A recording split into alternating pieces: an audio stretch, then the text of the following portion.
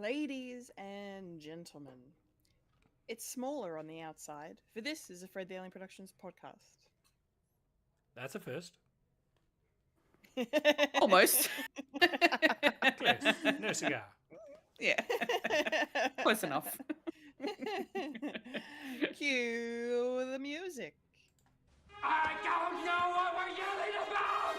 We came, we saw, we kicked its ass. Wait a minute. Wait a minute, Doc. Are you telling me you built a time machine? Kind of a DeLorean? The way I see it, if you're gonna build a time machine into a car, why not do it with some style? Who is this? What's your operating number? Conversation anyway. Look, we're gonna have company! Loud noises!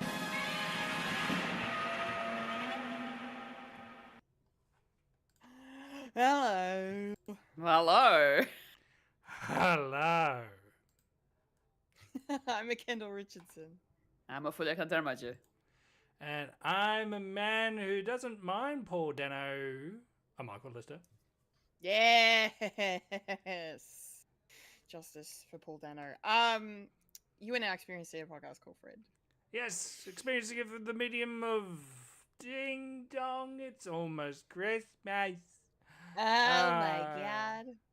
Done all my Christmas gifts and now I'm poor. Haven't even done that yet, and I'm poor.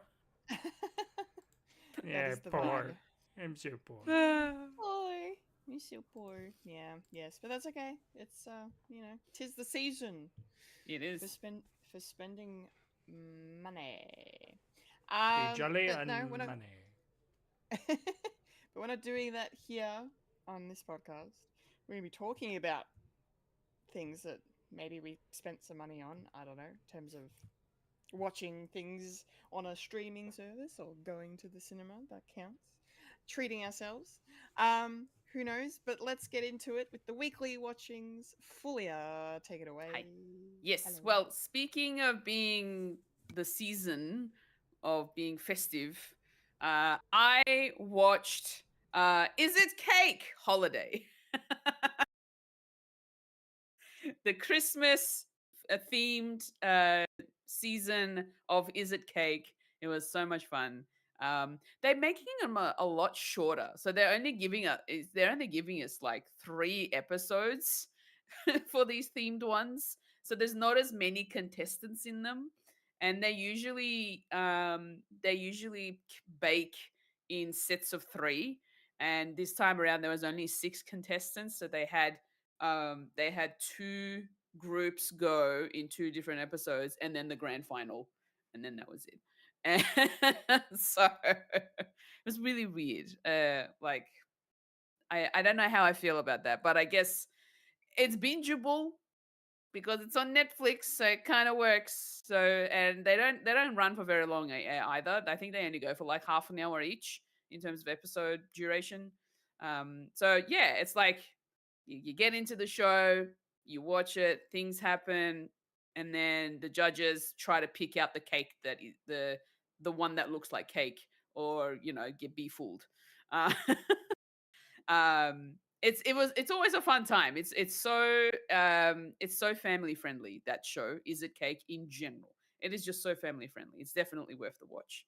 I would highly recommend. But another thing that I watched on Netflix, and the last 2 that I am going to be talking about, is movies. The one that I watched on Netflix is I finally got around to watching the Thursday Murder Club. Hey, hey, hey. Yay! I enjoyed it. It was good fun. Loved seeing this trio, Helen Mirren, Pierce Brosnan, Ben Kingsley, come together at a retirement home. And they have their own little club of trying to solve cold cases, which was pretty cool. And Helen Mirren, man, she's got her character has such sort of a leader quality. Like, she's really, into this sort of stuff. But then you find out why she was into this sort of stuff, and that's why she's doing it. So that was really intriguing to find out. And yeah, just Pierce Brosnan in a retirement home is hilarious. Just playing the old dad, who has a son who is being played by none other than Tom Ellis. And my gosh, am I glad to see Right. him? Yeah. Especially here, he looks like, I mean, like Lucifer is cut like real nice, but like this Yes. was a bit more like more rugged. Yeah, Mr. Ellis. he's playing a boxer, I think he Boxer, was. yeah. Yeah, Mhm. yeah. Yeah. So he obviously did need to, get a bit more buff for this one. And the fact that his character Jason was kind of involved in something that was going on, so they hire another person from the retirement home who newly joins this retirement home by the name of, I think, Joyce. And and she apparently used to be a nurse. So when Elizabeth, who is Helen Mirren's character, shows her a picture of a murder scene, Joyce was not bothered by it. And so that's why Elizabeth's like, all right, you're going to join us. You're going to help us. And then Ben Kingsley is just, what a legend. He is absolutely adorable playing the role of Ibrahim. I love him. He's so polite, he's so adorable. I'm always happy to see Ben Kingsley in something, and even if it is in a like comedic kind of a role or whatever, it's always good fun. And he was just so sweet in this one, loves his yoga. It was so good. Yeah. And yeah, look, I really enjoyed watching this. I think I was expecting a bit more out of it, to be honest. Like, I thought there'd be something else coming out of this, but it was still, entertaining. There's not much I can really else I could really say. Like, so I had fun watching the Thursday Murder Club, and I love a good, murder mystery kind of film. And if there's some comedy involved, then absolutely I'm there for it. And then having Daniel Mays play the lead detective, and the only junior female officer that's working in this particular police station, getting the only way she can even get onto a case was by thanks to Elizabeth. Yeah, it was very entertaining, so I did enjoy it very much. Nice. I'm really glad you finally watched it, and I'm glad you liked it. Cause I'm like, this is a Fulya movie. All over. Absolutely. Yeah. Which makes me more excited for the upcoming Knives Out mystery, which is coming out this week. Yeah. Wake Up Dead Man. Yes. Whoa, I'm so looking forward to it. Very excited. But the last thing that I want to mention that I actually watched, and this is thanks to you, Kendall, because you mentioned this last time. And I was like, you know what? Even though it's not on sale, I'm gonna get it anyway. I bought it physically, and I had to watch it after your high praise, and I ended up watching Formula One, the movie. Yes. Fulya watched F1. Hell yeah. Yes. I watched it. I bought it on 4K. My poor PlayStation. Yeah, my poor PlayStation, though, there were parts in this movie that it kind of wasn't keeping up with. So it kind of dropped frames a little bit. I'm not sure. It's either it was my PlayStation or it was my TV. But my TV is a 4K smart TV, so maybe it is the PlayStation. So, yeah, hardware. Does it still have the motion blur? Your TV? It's a new TV. I only just bought it this year. Turn off the motion blur. Why? Because you are not a boomer. Oh, shut up. No. No, I don't know why. Like there were moments where I could tell something was happening with the Okay. so I have a feeling it might have just been the fact that it's just the PlayStation was having a hard time trying to play it. But it's fine. I still loved it, and I just want to put it out there right now. Absolute cinema. Yeah, it's good, isn't it? Yes, absolutely. I just it blew my mind watching this movie. I watched it last night, by the way. So it's still fresh in nice my head. and fresh. And I just flabbergasted on how they got it to work, the way that they ended up. This must have been one logistical nightmare for them because they actually filmed them at these Grand Prix that were happening throughout the season. Yeah. Because it took them 18 months to film. Yeah. Which is nuts. Very cool. And as soon as I finished watching the movie, I immediately went into the special features because I wanted to know how they filmed it and what they did to make it look so authentic and realistic as well. The fact that they've incorporated a lot of the teams who, and their team principal, their team, like the people who work for the teams, the drivers.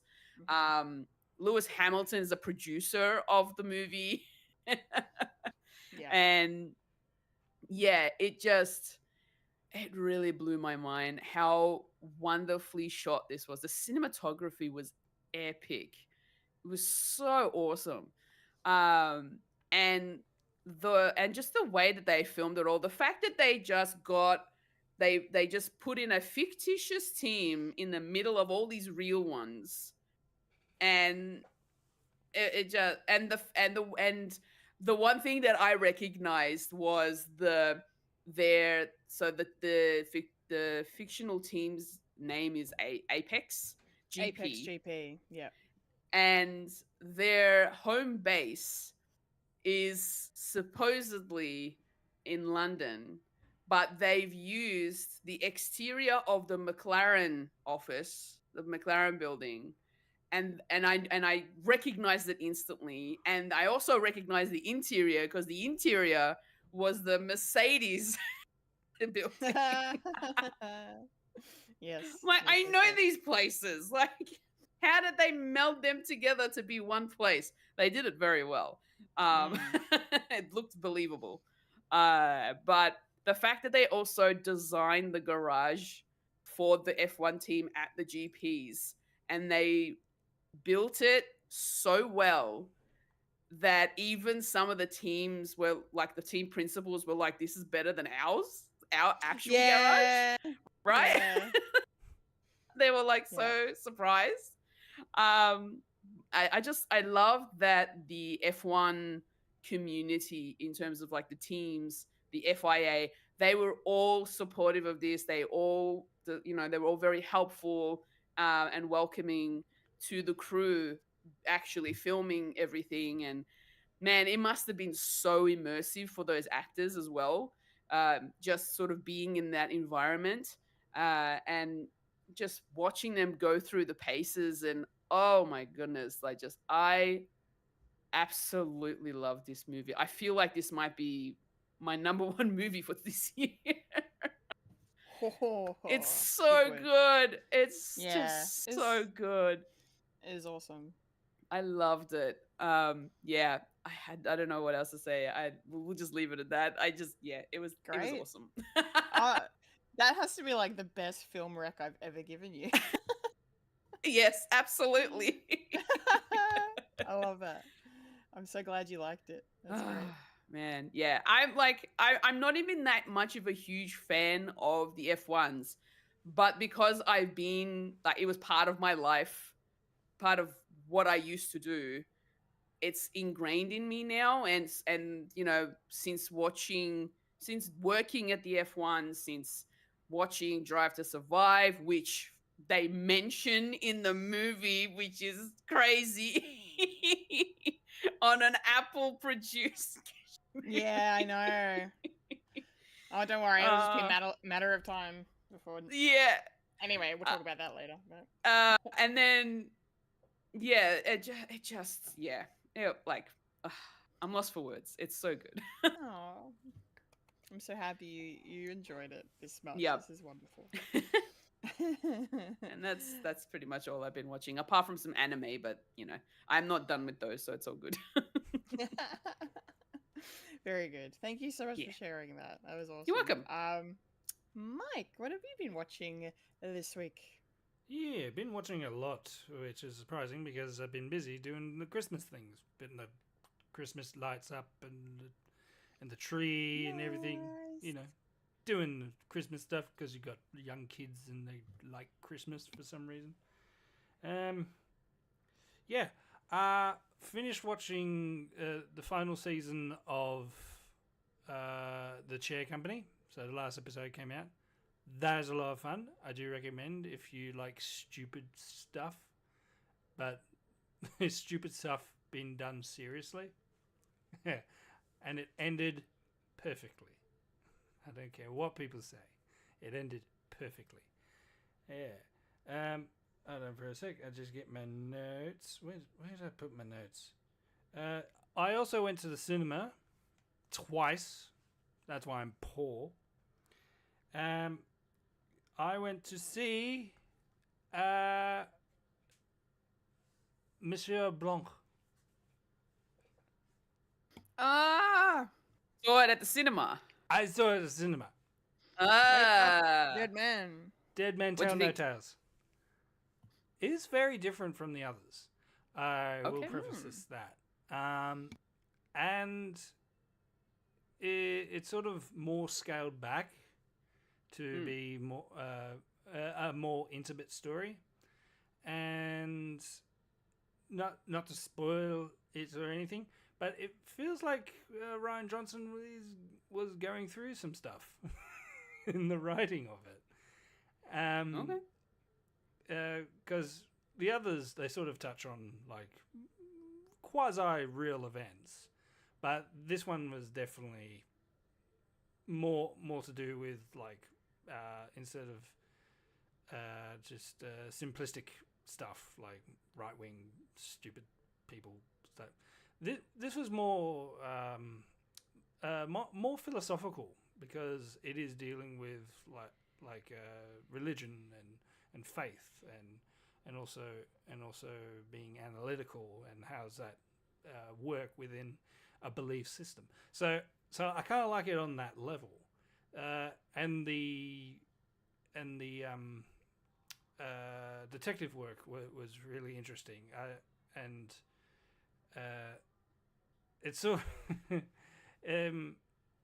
it is funny in certain bits, but it's a bit more serious in this one. So but it's actually done really well, and and the people in it are great, and what the work that they've got, they definitely relished into it, and I definitely enjoyed it with that. But I'll say no more because it comes out in Netflix later this week. So Yeah, Friday, I think. Yeah. Yep. The other thing that I watched as well in the cinema, I went to see Five Nights at Freddy's 2. Excellent. It's amazing. I'm not sure. I'm not sure if I like the discourse more than the movie, because the movie's bad, but good bad. Like, Okay. if you're just new to sort of FNAF, it is a hard pill to swallow. Very lore dense, especially this one, where they decide it's like Sonic 2. It's like, well, the first one was great, just to give you a taste of what it was like. Now we can go balls to the wall, like lore dense, heavy, like crap, just for the fans. And I think this is more for the fans. But even the fans are sort of upset because it's not. They do play loose with the sort of canonical like story that they're telling, and I just love the fact that people are upset, people are enjoying it because people are getting upset, and people who actually enjoy the movie thinks it's like me, thinks it's a terrible movie. I mean, it's very cheesy. It's very corny. It's haunted animatronics coming to life, killing people. So, what else can you do? And yeah, it opens up for a third one, which I reckon there's probably going to be another one like down the track, maybe next year. Well, it's making a lot of money, so It is. So yeah, Matthew Lillard is going to be employed again. Good. because he's talented. Yes. He also got some strays from Tintin Quarantino. Yeah. Jesus, fucking. You know, the guy is a little bit jealous of people's talent of acting because he can only get acting work in his own show, in movies. In his own movies, yeah. Which he allows himself to say the N-word. Yeah. But yeah. Anyway. So yeah, I recommend it I don't know if I would recommend it. I mean, That's great. I don't like Rotten Tomatoes, but even I have to laugh at that. It's the lowest rating of the year, but for the audience rating, it's like 83 and rising. So yeah, it's sometimes movies aren't for everyone. So there you go. Speaking of stuff that's not for everyone, I kept my promise, and I'm up to date with Pluribus. Oh my god. Okay, which is going to be hilarious because I actually didn't get a chance to watch the most recent episode. That's number 6, right? I watched them like all at once. So yeah, I haven't seen number 6. I'm gonna hopefully I'll have time tomorrow finally to watch number 6. But I've seen the first 5. So what they left you with is the main protagonist going. That's exactly it. And that's what I was referring to last week. So you've seen past that? I've seen past that.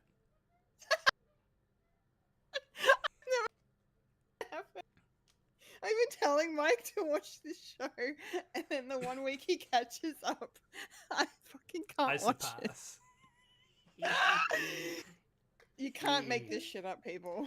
No. Oh boy. Brilliant. Oh well. Brilliant. Anyway, not to spoil don't- it. without spoilers, what did you think of the show so far? How you like show it? so far? I like it. I've seen this particular story like done, and I do enjoy like this interpretation. And I'm not sure where they're going to go. I kind of like that. I kind of like the fact that you're not necessarily meant to like the protagonist, and I kind of like that, the sort of toing and froing.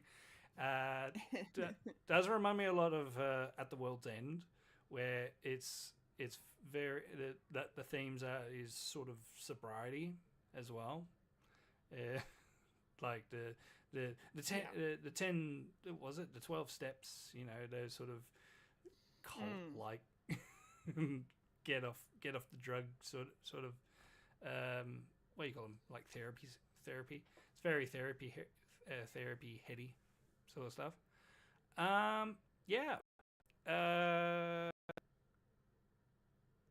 It does. I'm not sure where it's going to go, which is kind of good. I've got my suspicions, but going through it, it definitely felt like it's like, oh, would it be great if this was like I Am Legend, like the real ending for I Am Legend, where these people are actually the next evolutionary step for humanity, and she is not, and she's trying desperately not make it happen, so she's the bad guy. I kind of like that, and I love that too.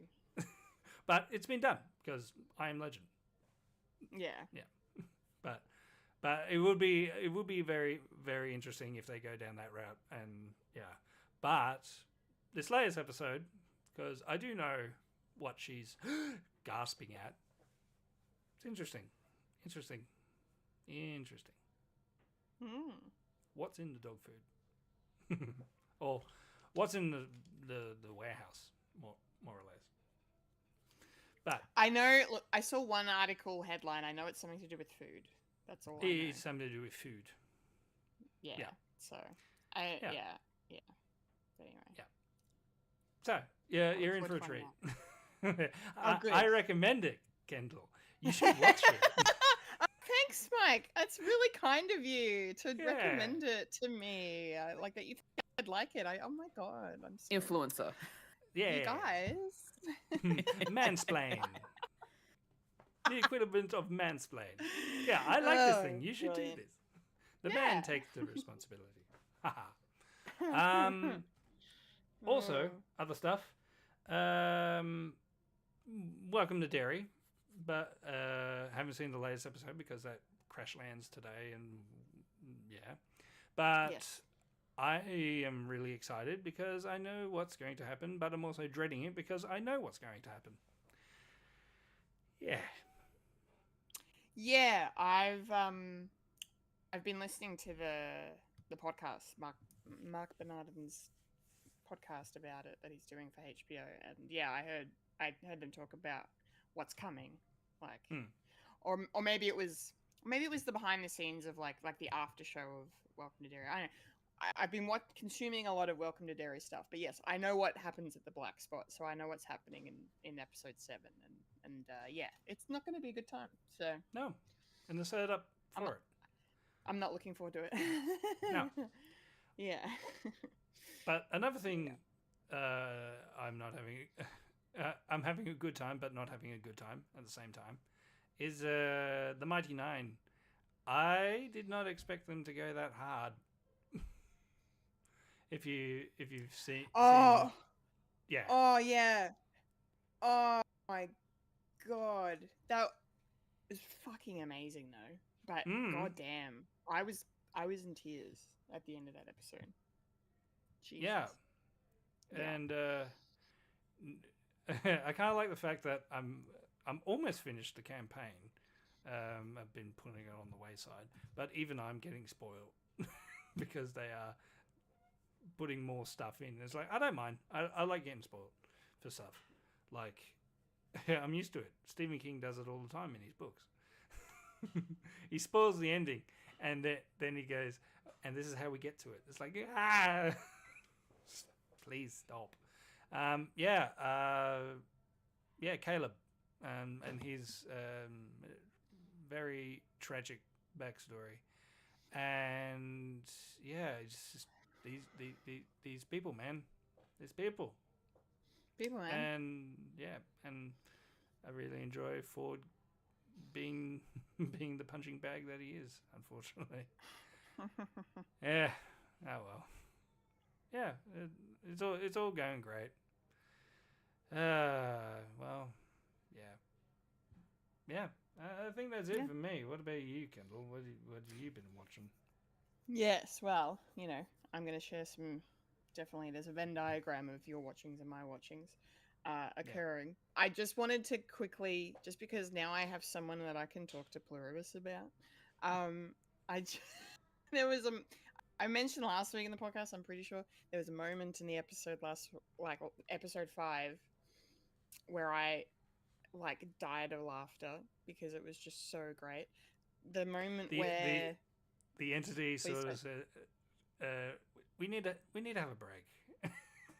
Well, yeah, that in and of itself, of them going, it's hello, Carol. This is a recording. I think it's time we have beautiful. That's great. But the fact that then every time she calls them and asks for something, they send a drone. Yeah. And then one of the drones got stuck because they were saying, "Okay, Carol, we'll come and pick up your parcel, but please make sure, or pick up your rubbish. Please make sure it's not any heavier than this because the drone won't be able to lift it." And then she just fucking... And 2 meters apart for every bag. Unbelievable. And the drone is just struggling to get up with the rubbish, and then it fucking collects the street light. Mwah. I was Yeah. in fucking tears. It was so funny. It's probably one of my favorite moments of TV this year, for real. That's what it sort of reminds me of at World's End. Oh, yeah. Gary, King of the Humans, is a bad influence on on the network. Yeah. Yeah. And To definitely err shares is human. similarities. To err is human. Yeah. Yeah. I'm glad you like Pluralist. It's great. It's wonderful. Yeah, it's good. Yes. Mighty Nine. Yeah. I'm watching this completely blind. I had no idea who Caleb really was. I had no idea. He had a dark, tragic backstory. But I should have figured, given how brooding and like sad he just kind of generally is. But I didn't expect that it was. I didn't expect it was fucked as it was. But the way that episode came together, with like him kind of losing control at the end in the present storyline and killing his former, compatriot or whatever. And then that is juxtaposed with what he did to his family. And then you've got the voiceover of saying the little spark that'll become an inferno, basically. I can't remember the exact quote. And I was just my jaw was on the floor. I was like, this is fucking excellent. Best episode of the show so far, I reckon. Like, easily. I mean, not easily, but like, yeah, I don't know. And the thing that they added as well, we didn't. They added Frumpkin, the cat, was also in the house as well. That wasn't in the campaign. I was when I was watching it, like, and the cat popped up, and then my friends who have seen the campaign, like, actually watched Critical Role, were like, "Oh my god, it's Frumpkin!" It's Frumpkin. I was like, "Oh, Frumpkin is such a cute name for a cat." And then later on, I was like, "I wish they didn't introduce Frumpkin." I'm sad about Frumpkin. Yeah. Oh Jesus, fucking Christ, brutal. Spoilers. Spoilers. I'm guessing Frumpkin isn't dead, but anyway, based on that reaction. No, Frumpkin's dead. Oh. But we do see Frumpkin in the first episode. Okay. That's the creature that he summoned, and it didn't work. Oh, that's right. The cat. Yeah. Okay. Yeah. Somehow I didn't remember that. No, it's all right. It's been a month. It was. Yeah. A month. It was a month ago. Yeah. Yeah. 4 weeks ago. Yeah. And yeah, I had a little tear at the end of it. Oh, Frumpkin, he's a level 1. he's back to level 1 again. That's what you have to remember. All these characters are level 1, and and Bo doing monk shit, and still at level 1. Yeah. Sorry, it's Cora. great. Yeah, she does look like Cora a bit. Yeah, no, but it's a great show. It's awesome. It's gut wrenching and fantastic, and I'm really liking the storyline. I'm liking I like Vox Machina a lot, but I'm really enjoying this like sort of darker, more, I don't know, like Vox Machina is more like, apocalyptic world savey, like, because obviously they're heroes at this point. But like the Mighty Nine are establishing themselves, so their story is a little more intimate and smaller, even though they are dealing with like two warring factions, two warring kingdoms. But yeah, it just feels a bit smaller and more different for some reason. Yeah. But anyway, it's more character based. Yeah. Yeah, for sure, absolutely.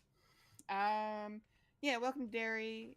Same as Mike, I have not seen today's episode. I have seen the episode before that last week, which is probably my least favorite episode of the show so far, I will say. Yeah, I didn't care for it a whole lot. Mostly because I'm kind of over why am I forgetting her name? Lily. I'm kind of over Lily screaming all the time. Yeah. Just for like no reason, or well, not no reason, but you know what I mean. Like just the fact that she like when she after she leaves, Ingrid's house. Don't get me started on Ingrid. Um, but I Periwinkle. will. Periwinkle. Um, yeah, she's like she leaves Ingrid's house after what happened, and she's just on her bike going down the street, like screaming. I'm just like, girl. I mean, I know you don't care. I know you're not crazy, and I'm sure you don't care too much what people think of you. But you're booking yourself a one-way ticket back to Juniper Hill, because I swear to God, Mike, you have to be right about the fucking electroshock therapy. Oh no, it was Oh, lobotomy. ice pick in the eye socket. Ice pick in the eye socket, lobotomy. Yes, ice pick lobotomy. It's happening, and I feel like Lily's in the crosshairs. Um, but anyway, I'm glad Marge didn't lose her eye. Speaking of eyes, Mm. her eye actually didn't get lost. It's just kind of all It's puffy. fucked up. It's puffy, but fucking Marge was the best thing in this episode. Good for Marge. Yeah. She stood up to the patty cakes and fucking announced herself as a quote unquote loser to the world, and she's having a little flirty flirt, With and little drinking Richie. some with little Richie, and drinking some Rum and coke. some some Air Force Coke, they called it. Yeah.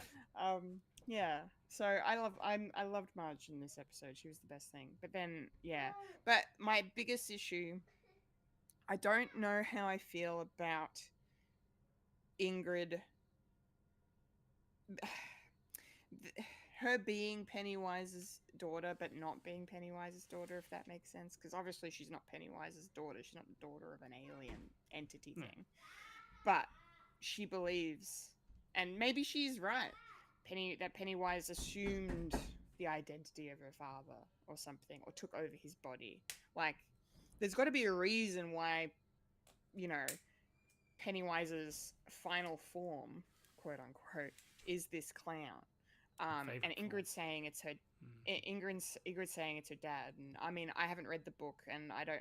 Mike, you're the lore expert on this podcast, but yeah, I think this is new to the world. This periwinkle thing, is that right? Yeah, it's more explored in this. Like Mrs. Mrs. Hirsch is in the book, but Okay. the and is only touched on briefly. This is more expanding, like adding more stuff into it to make it a bit more fun. I don't mind it as much because even in it, Pennywise sort of prays as well as manipulates people to do what they want. Thinking Henry Byers as well, doing like escaping Juniper Hill in the second movie to go after them, and yeah, so he does. There is precedent for that, and I kind of get it, but yeah. Well, I mean, because I would be okay. I think it's more the problem is I would be okay with Ingrid being Periwinkle, if she wasn't already Lily's nurse at Juniper Hill, if she wasn't already Hank Grogan's secret lover. Like, she just seems to be this like catch-all woman character that they've just assigned her all these different identities, and I'm just I just want it explained, and why she is this. Like, I don't know if there's going to be an explanation for why, like, she's just involved in everything, but like, I don't know, I just feel like it's too much. But I also will give them the fact that they were set it, like I theorized when I saw Madeline Stowe on the screen. I'm like, she's going to be someone, and then she was many people. I feel like I'll give them credit for too many.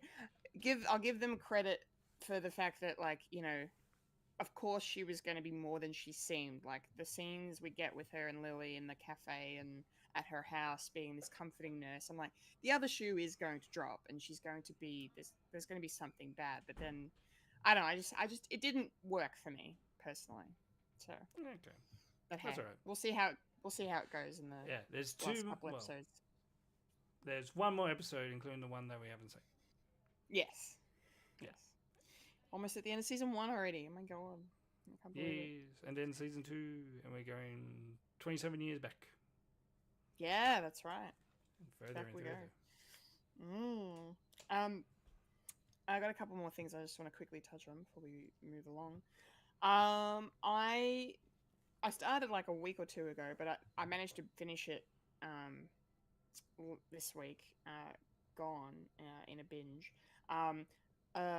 Speaking of binge, this is on binge. The Australian / American mini series that's on binge. It's called All Her Fault. It's based on a book starring Sarah Snook, and that rhymed, and I love it. It also has Dakota Fanning in it as well, and Abby Elliott from The Bear.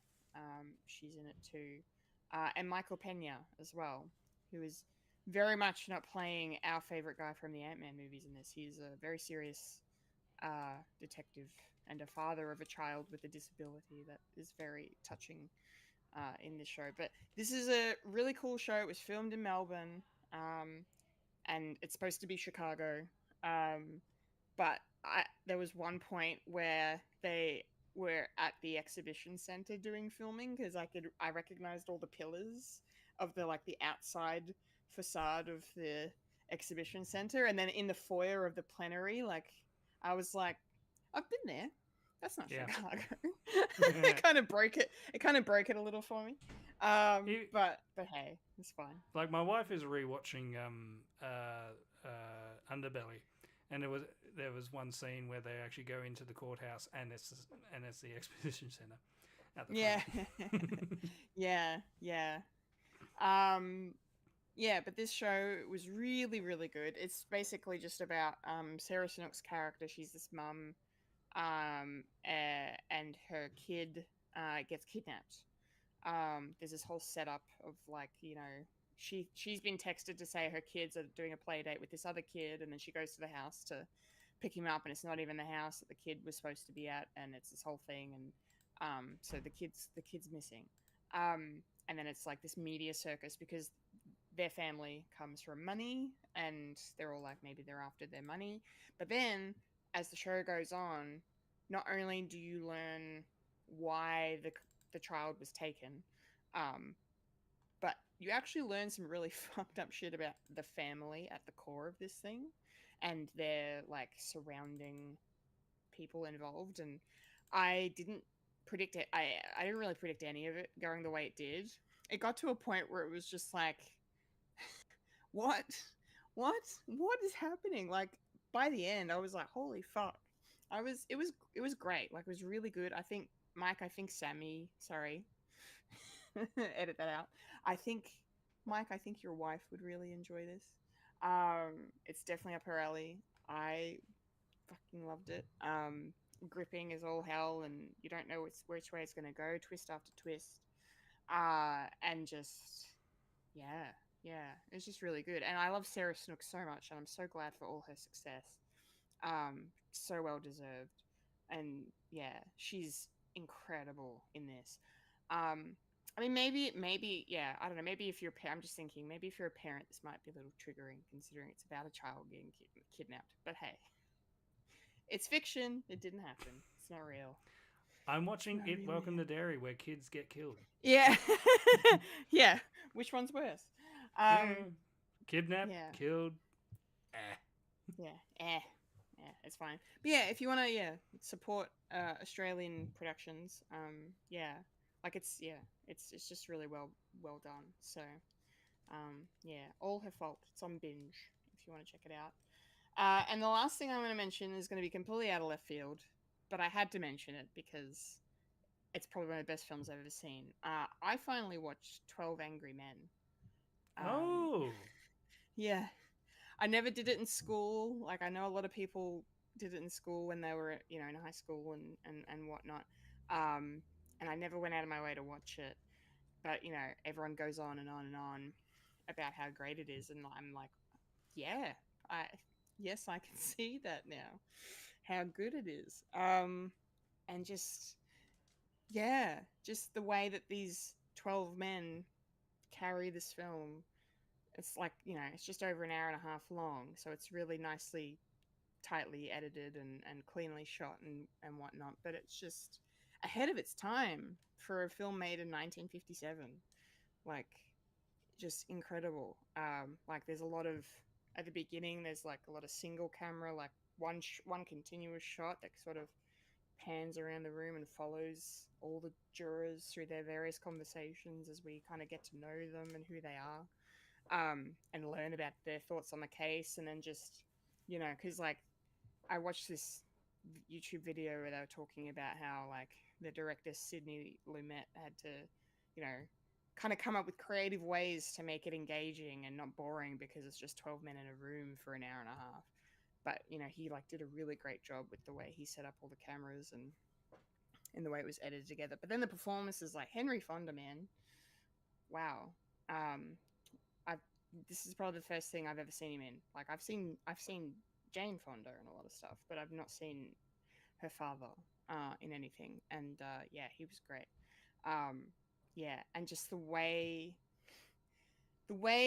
not to spoil a movie that was made 70 years ago, but the way everyone slowly just considers everything.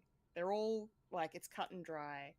The kid's guilty. Let's put him to death, and then it just goes and goes and goes, and juror after juror just turns, and then it's just, and like what the characters bring into the case, like their own life experiences and biases and all of that. It's just great, and it didn't win Best Picture, and I'm really sad about that. it it did not win Best Picture, but that's okay. It's in the top 10 of IMDb's movies. IMDb, their movie top highest rated movies. It's like a 9.1 or 9.2. But yeah, have you guys seen it? I'm guessing at least one of you's seen it. I think I read a bit of it because there's actually a stage play. Yeah. So- Yeah. I would love to see it as a stage play. I think it would be an excellent play, and you can tell that it's done. It's made for theater, for sure. Fulya, you should watch it. It looks interesting. Yeah, and it's free on YouTube, so you don't even need. Oh, is it? You don't even need a subscription to nothing. It's for free, and Cool. Yeah, do yourself a favor. That's my recommendation this week, Fulya. I'll add it to my wish list. Oh, very good. Very good. Onto my watch list after Ernest goes to camp. Amazing. All right, that's the weekly watchings, folks. Let's get into the week that was in the nerdy news. Nerdy news. The cue was too quick, but it's my fault. Sorry. There it is. There it is.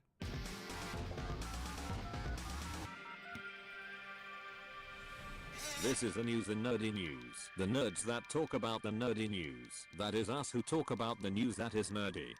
And now the queen of nerdydom, the hostess with mostest, Kendall Richardson. Take it away, Kendall.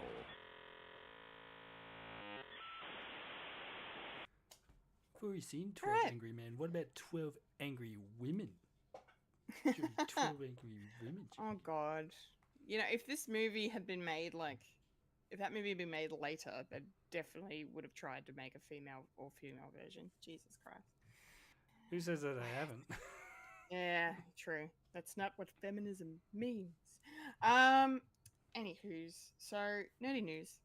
Not a lot to discuss this week, but a couple of exciting things, and one really bad thing that I'm actually looking forward to discussing with you guys because I want to hear your opinions. But we're going to kick it off with the awesome nerdy shit, which is CCXP is happening at the moment in Sao Paulo, Brazil Comic Con, if you will. And there's been a lot of stuff dropped this weekend, but I just kind of wanted to focus on the Marvel stuff because that's definitely the stuff that caters most to us and our interests. Starting with some Daredevil Born Again news, which was really cool. They showed some footage of Born Again Season 2 in the room, which showed us our first look at Jessica Jones back in action. So excited to see Kristen Ritter back in that role. It's going to be fantastic.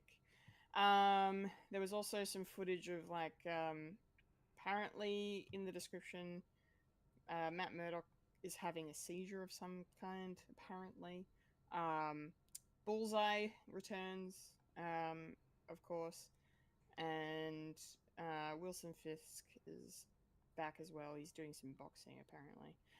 But the most exciting thing out of this footage and this news, for me at least, was the fact that one of the greatest actors of all time, Matthew Lillard, yes, I said it, is in Born Again Season 2.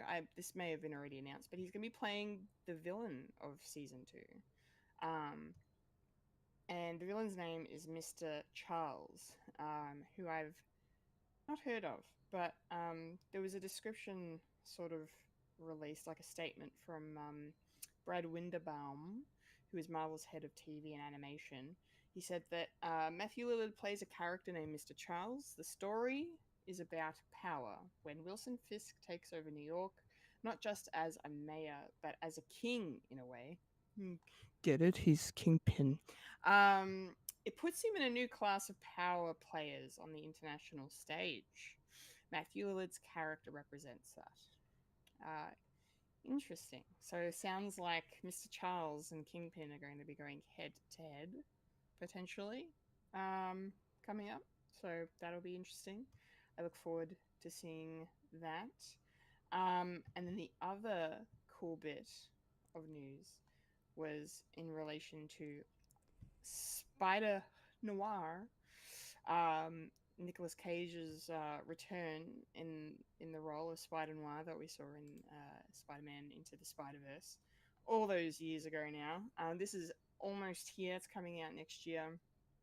We have 2 posters that were released, one in black and white, one in color, that basically just show his detective door and his name, which is not Peter Parker, because, you know, we didn't know his name in Into the Spider-Verse, and now we do.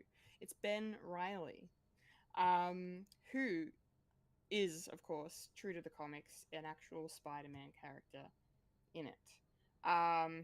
Apparently Ben Reilly is also known as Scarlet Spider and is a clone of Peter Parker, initially tasked with fighting him, but he eventually becomes an ally. And he first appeared in The Amazing Spider-Man issue number 149, which came out in October of 1975. But apparently Scarlet Spider was in Across the Spider-Verse and voiced by Andy Samberg. So, obviously, because it's multiverses upon multiverses, you can have multiple Ben Reillys, and this Ben Reilly is Spider Noir. So, yeah, we're going to be able to watch the show in black and white or in color. I'm guessing Amazon will let us choose. We get options. Nice. We get options, yeah. So I think that's pretty cool. I'm probably going to watch it in black and white, to be honest. For the full effect. I want to immerse myself in the new You're a cinema snob. I am a cinema snob. Thank you very much. I wear that badge of honor with pride. Hey, I watched Logan in black and white, and I think it's better. Yeah. Yes. But anyway, so that's really cool. Those were the cool Marvel stuff. There was some stuff about Wonder Man as well, but that was footage they showed in the room. It didn't sound too exciting or really reveal too much more about what's to come. Plus, it's going to begin airing on Disney Plus next month, so we don't really need to worry about Wonder Man. That's what they say. But... yeah. I've been putting all my dates in my calendar, and it's like there's only one date. It's like, oh, so it's all going to be dropped in the 27th of January? January or something like that. Yeah. I'm going to need to mark my calendar at this point. I keep forgetting all the release dates of everything that's coming out soon. Yes. Love that. Fulya, tell us your thoughts on this Marvel news. I know you know, we've been trying to get you to watch Daredevil Born Again. Daredevil, it's gonna happen. It's gotta. Sooner It's or gotta later. happen. Sooner or later. Doing it But for me. but Matthew Lillard, the one of the greatest actors of all time, Matthew Lillard's going to be in it. Yeah, Shaggy Yes. himself. Yeah, Shaggy. Shaggy. I think between those two particular bits of news, I think Spider Noir is probably the one that I'm most interested in. And I think I'm gonna be the same as you, Kendall. I'm probably gonna watch it in black and white. It just looks more interesting. It's sort of it's like, and it's in the name, like it's noir. It's supposed to be black Yeah. and white, right? So I kind of like the idea of actually watching something like that in its intended form. So I think I'll probably go with that. And it looks like it's gonna be good fun. I I don't know if I remember like reading or learning the fact that this is going to be a live action. I'm probably forgetting this information, but it's cool that it's going to be a live action at least. But yeah, no, I'm looking forward to watching Spider Noir. I'm the type of person that really is fascinated and always into these kind of like mystery style of like shows and movies and like detective style of things. And I even do that with games these days. Like I like detective style games as well. So yeah, I am very curious about Spider Noir and I'm very much looking forward to actually watching it. Wonderful. Yeah. Wonderful. 1 out of 2 ain't bad. I'll take it. Thank you, Fulya. Mike, what are your thoughts on the Daredevil and Spider Noir news out of CCXP? Yeah, I can't really add too much. Yeah, the black and white version sounds interesting. They should do like both. They should do like a Sin City, like certain things are in color, and you know. Oh yeah. Because in canon, according to the movie, he did take the Rubik's Cube home, so it's got to have the Rubik's Cube somewhere, and that's the only thing in color. Does that mean if you watch the color version, the Rubik's Cube's in black and white? That would be hilarious. It's funny to think about it. Yeah. You're welcome. That's awesome. Yeah, I can't really add too much. Matthew Lillard is a inspiration. He's a treasure, and he's sadistic in Friday Nights at Freddy's. So nice. Yeah, and it does remind me, Kendall, you need to watch Scream. I do need to. I need to. Fred watch. I mean, all 7 next year. Oh my god. That reminds me, I need to message Wayne. Yeah, I mean, yeah, Scream would definitely be a franchise I would love to marathon or yeah, Fred watch for sure. Yeah, just because I feel like I'm probably past the appropriate age for it now, but I'm definitely at the age where I need to see it if I haven't. So I think I'll get a kick out of it. Yeah. Yes. Yes. We could watch together Scream and scary movies, because this Scary Movie 6 is coming out next year as well. And I couldn't give a shit. I don't like them. I mean, look, when I was a teenager, Scary Movie 1 was funny. Hilarious. I didn't really go for all of the crude humor. I'm not very much a crude humor person, but like when I saw number 2, I was at a slumber party at someone's house and we put it on because we were like, "Ooh, we're 15, we can watch this." And yeah, and then speaking of Abby Elliott, Chris Elliott, her father, has the quote unquote strong hand, and I was at that point I was done. And then the next movie they made fun of Michael Jackson, so you know what? I can kiss my grits. Yeah, I know. Scary movie. Low hanging fruit. Low hanging fruit. I'll fucking. Anyway. Next.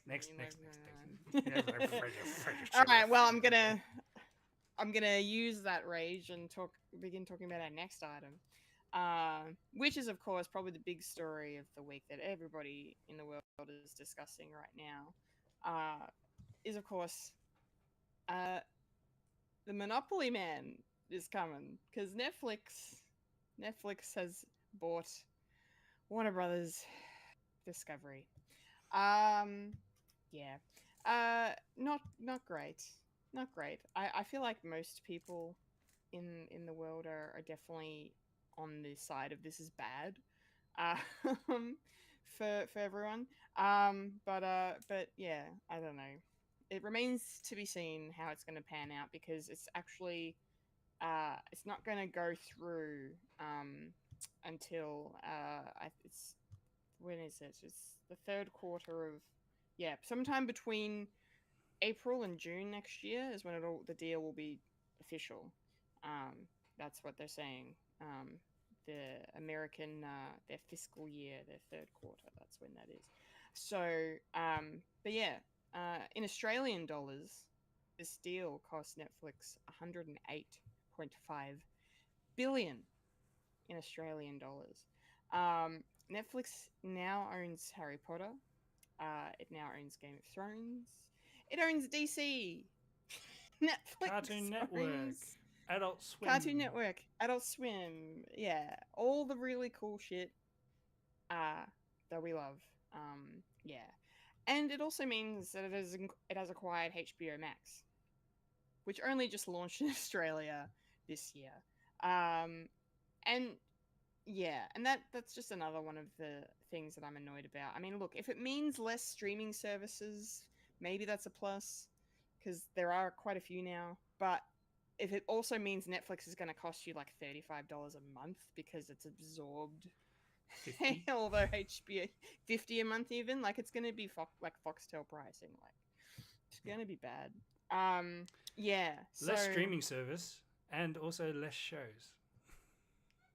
yeah, see, and that's the other thing, like, because a lot of people are also saying, like, you know, Netflix's the successes mostly come in their TV shows. The WB, you know, Warner Brothers, they're obviously mostly known for their films. Um, so you know, apparently they're going to not shy away from putting movies out in the cinemas still, even though Ted Sarandos has been quite vocal about cinema being on the decline, which is just wonderful to hear someone like that, like him, say that. But yeah, they're gonna obviously have all their titles available for streaming on Netflix or HBO Max or whatever it looks like. We don't know yet; it's still way too early. Um, but yeah, but if you got people like you got everyone from bloody James Cameron speaking out about this, he's called it a disaster. Elizabeth Warren, who's a very, you know, high ranking, she's senator, I think, in the US, like she talked about it and she's like, this is just, you know, really bad for, you know, for people's jobs. Number one, like people are going to lose jobs. The competitiveness in the creative industry is going to plummet. You know, it's just there's so many more negative things that are going to come out of this. I think, and I think a lot of people think, than actual good in the long run.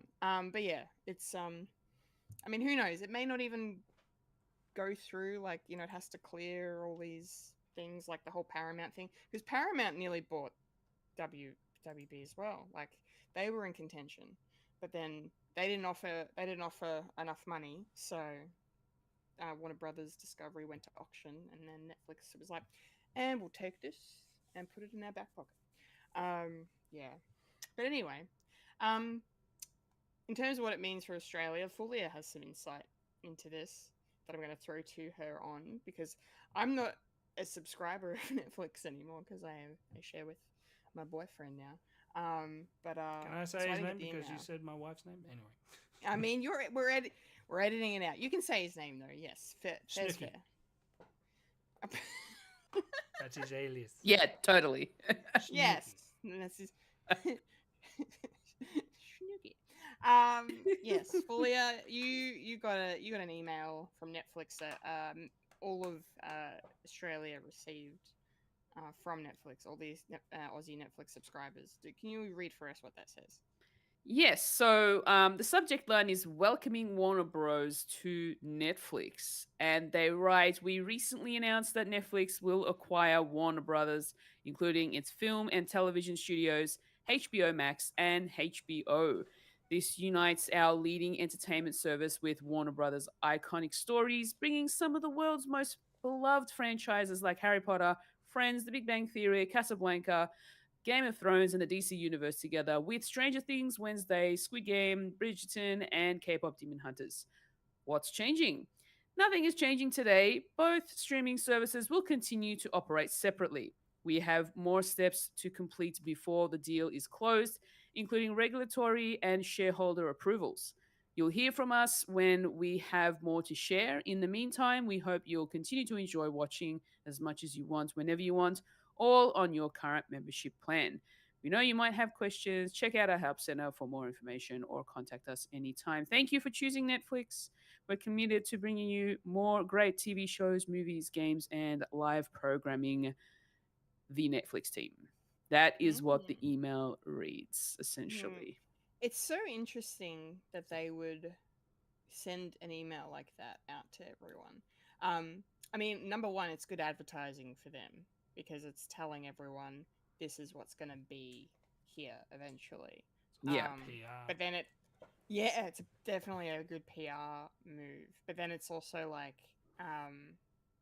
them talking about, we don't know how it's going to look and blah, blah, blah. So they're kind of, yeah, they're saying what they can and trying to maybe quell any doubts amongst the public. But yeah, I mean, I like the fact that we finally got HBO Max, and now it's, in 12 months it's probably going to be gone. So, you know, it'll probably look. I have a theory. It'll probably be like how Disney Plus have their setup with like, you know, ESPN and Hulu and National Geographic. Like you'll sign into Netflix and you'll just have these banners that you hit, and that's how they moderate their content. Maybe, I don't know. They may go for a different interface style, but yeah, we'll be well. No, I'm not going to say that. No, but yeah. Anyway, there'll be fun things coming. If they ever do more Peacemaker, it's gonna be on Netflix next time, for example. So wild times. That's if Fulia, they thank you for continue. sharing. Yeah, well, that's why I said if the big I led that sentence was started with an if. But yes, I want there to be. I'm manifesting it secretly. Fulia, thank you for sharing that email. Of I course. appreciate it. What are your thoughts on this insane, just big money being thrown around and all our favorite toys going to one place?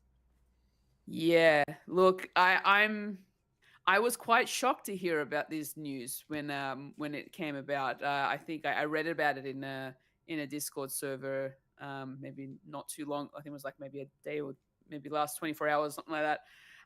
And then it started popping up on socials, and yeah, it's very surprising. And then as soon as the email came through today, I was like, oh, it really is official. It's happening. Um, I'm I'm not sure how I feel about this. Like you said, Kendall, Australia only just got HBO Max this year. And it's funny Yeah. because we're still in that introductory period. In like the first 12 months will be cheaper per month, which is what I'm currently subscribed to. Yeah, me Um, too. yeah, and then it'll go up to its original price. But I'm wondering whether by then, if it will still be a thing, and Don't know. then it, Yeah. um, I'm guessing we're gonna get some form of like notification or an email from HBO Max, to all the subscribers explaining the situation, what they're gonna be doing, in the future. Speaking of the Netflix UI, when you mentioned it before, I don't like the current Netflix UI. It's not user friendly, like in terms of trying to scroll through different categories to get, to find movies and stuff. Um, it's not as clean, I don't think. Um, Is yours the same as ours, where you scroll and it opens up a bigger box? Like Kind of, yeah. you have to, yeah. and then it starts playing if you stay there for a few seconds. Yeah, I hate the autoplay shit. Ugh. Yeah. I kind of I like HBO Max's clean sort of UI, and it doesn't play anything, and then you go through the categories and stuff like that. But just it's just really frustrating to get that kind of Yeah. to get that kind of news. Um, it's definitely going to cost a lot more. I can already see it right now. Netflix plans in Australia, if you want ad supported plan, it's $9.99 a month. Standard is $20.99 per month with no ads. And then the premium, you get everything with no ads, and 4K is $28.99 per month. That's already a lot of money, right?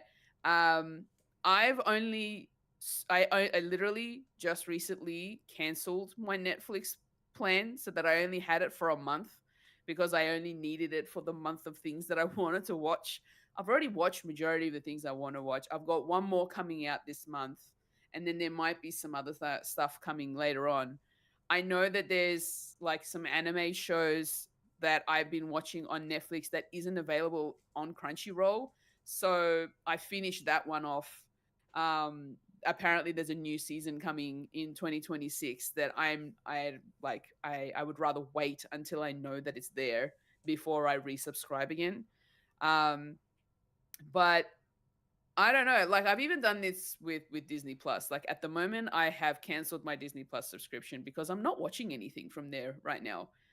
I've mostly been watching a lot more from HBO and from Crunchyroll. That's where I've been mostly like doing my watchings of movies and shows.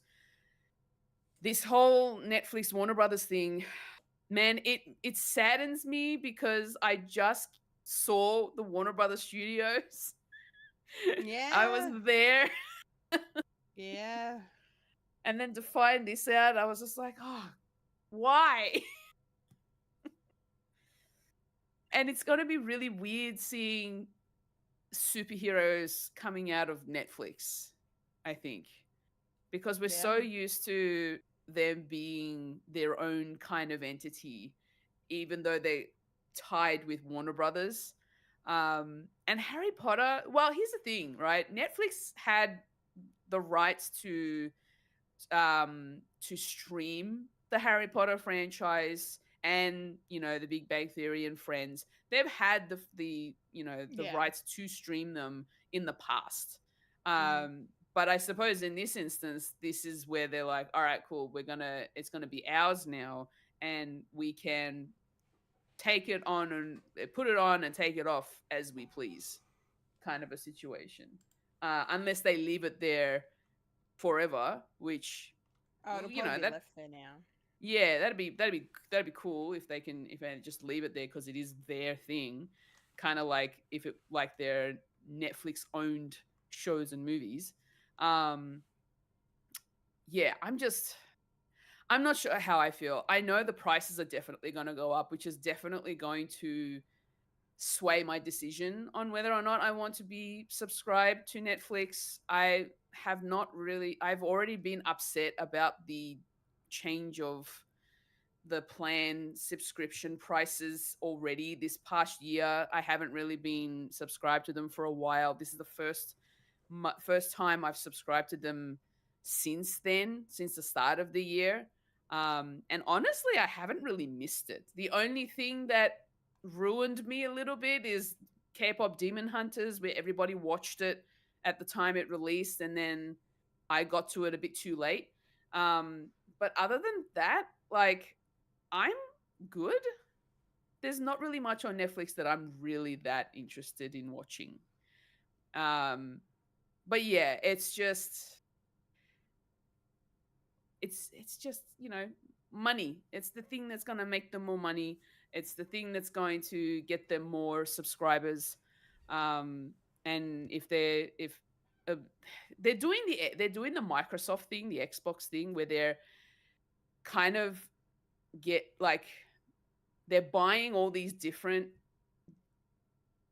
outlets, and then what are they gonna do? Like, like what's new gonna? Is there anything new gonna come out of them? We don't know. Um, the thing that I will also just quickly mention that I found hilarious, there were some memes that came out of this whole thing, and it's pretty funny. One of them was Netflix had enough cash to buy Warner Brothers, but cried poor when we shared passwords with our mum. Priorities. Yeah. Yeah, remember Great that? point. Yeah, great point. Yeah. Jesus. And then another one that I saw that kind of got a chuckle out of me was the dude that gets paid six figures to change HBO to HBO Max to HBO every year is currently sitting at his desk scribbling and crossing out words like Netflix, and Max Flix, and trying to come up with a different version of a Yeah. yeah. And then there was another one where there was like a message chain between Batman and Superman, which got me a bit of a chuckle. And this one was like, so Batman says, "Bad news! Our whole universe is about to get rebooted again." And Superman, this is this year's Superman, by the way, says, "Dang, we were just getting things back on track. What happened?" Batman says, "Netflix bought us." And reply from Superman, "Shucks, what does that mean for us?" Batman says, "If Netflix follows their usual plan, it means all Henry Cavill characters will be played by Liam Hemsworth. So I guess he's Superman now." And then Chris Evans jumps in and says, "Give him a chance, mate." Sorry, no, Chris Evans. Liam Hemsworth jumps in and says, "Give him a chance, mate." So the memes are coming through thick and fast. The memes are coming through. Yeah. But yeah, Brilliant. I don't know how I feel about this. I'm not happy. It's very icky, you know. Yeah, icky's a good word. Yeah, I suppose we'll see what happens once once the full deal has gone through and what they've got in store for us in the future. Yeah. Yeah. For sure. All right, Mike. Hey. I'm really curious for your thoughts on this fiasco. What do you make of all this? Yeah, this isn't far from over because the deal has to be set next year, later after next year, but it also has to go through Congress, and there's huge monopoly sort of laws against it.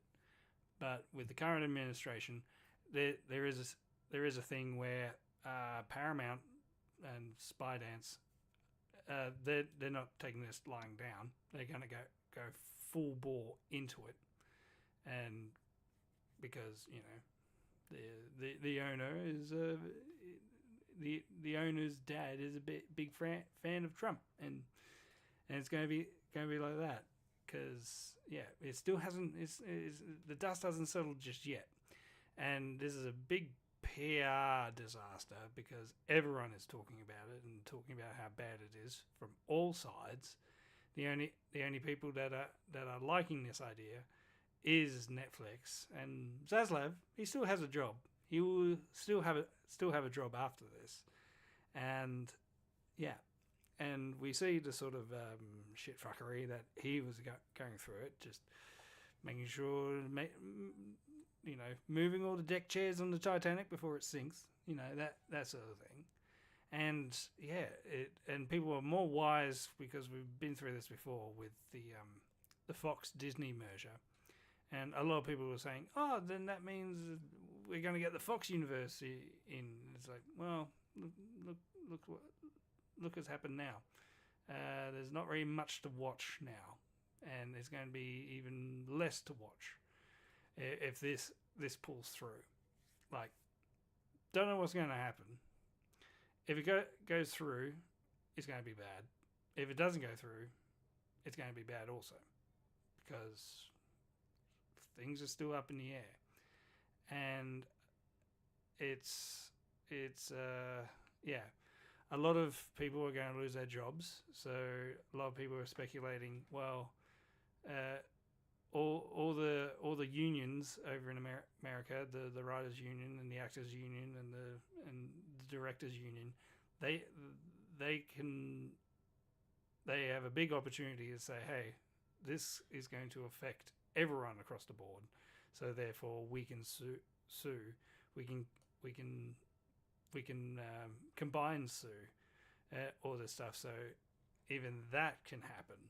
So yeah, people are going to take this lying down, and you can see like normies just thinking, yeah, this is going to be a bad idea because sure, Netflix is #1 streamer because it's one of the first, it's most recognizable, and people still have it after all these years. But the interaction is shit. The interface is shit. We all know this, and yeah, so it's going to be interesting. I can't really add too much to it. Yeah, it's just a lot of people. Well, there's been a big uptick in piracy, but yeah, that does affect like people like making the stuff as well, not just the billionaires and the stock holders as well. But it's going to be a very interesting year next year, and yeah, and people saying cinema is dead now. It's going to be dead after this.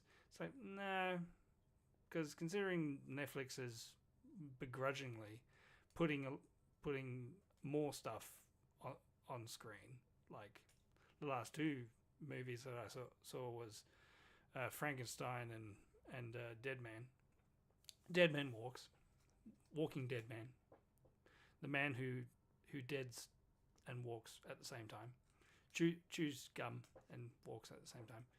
Yeah. So I don't think they're going to completely cut out like the cinema experience, even though the CEO says as much. But that's one of the reasons. Like, that's what happened with Warner Brothers, and that's one of the reasons why Christopher Nolan jumped ship and says, fuck you. You're not going to put my shit on the cinema. I'm going to go somewhere else. And I think that's going to be the mentality. It's like, well, we're not going to work with you. Sure, Netflix needed like the back catalogue of Friends as well, and all this other stuff, just to keep people like to binge and just to watch. They just needed the back catalogue and not pay for it. So that's one of the things that they need. And also, they wanted the studios as well, so they don't have to like hire out studios, because they're sort of small pickings when it comes to what they make. And now some of their flagship shows are finishing, and people are getting sick of like the years-long wait between seasons. Something's got to give, and I don't know what. As I said, it's going to be very interesting. But I'm happy to see that people are deciding, you know what? I want to watch like stuff that's different and not necessarily a chain or anything like that. And I don't. It's going to be interesting, because a lot of franchises like the DC and the Harry Potter as well, like there's not really like they're always going to be there, and what they're going to do with them is fine, but people still want to watch something that's unfamiliar, but as well as something new and different. Like Apple Plus is doing a lot of interesting stuff and new stuff. The only difference is they don't really have the recognition when it comes to like the streaming service. I mean, I did see one. I did see one headline. The #1 streamer bought the 3rd most streamer, and that's sort of the mentality that we're in right now. Big corporations are gobbling up others, and we're going to get entertained somewhere else. I think people are waking up to the idea of that, and that's why next year I'm going to be making more original stuff, and I'm going to be watching less Netflix, and I'm not going to be watching Firefly anytime soon. Anyway, back to you, Kendall. You were so close. So close. Shots. Missed it by Shots. that Shots. much. Shots were fired. All right, that's the nerdy news. That's our rants done, our thoughts done, and all of that. Which means it's time to roll on up to the trailer park. Come on. Rolling up to the trailer park where we all park all the trailers. He had. Yes. It's trailer park time. We've got some cool trailers to discuss as well. A couple from CCXP2. And we're gonna kick things off with our first look at The Boys, Season 5, the last season. This is our first teaser for the beginning of the end. And J2 Nation Rise. We got one shot for Jared Padalecki in this trailer, and it was immediately followed by a Jensen shot. I don't know about you, Fulya, but I'm happy. I don't know what that means.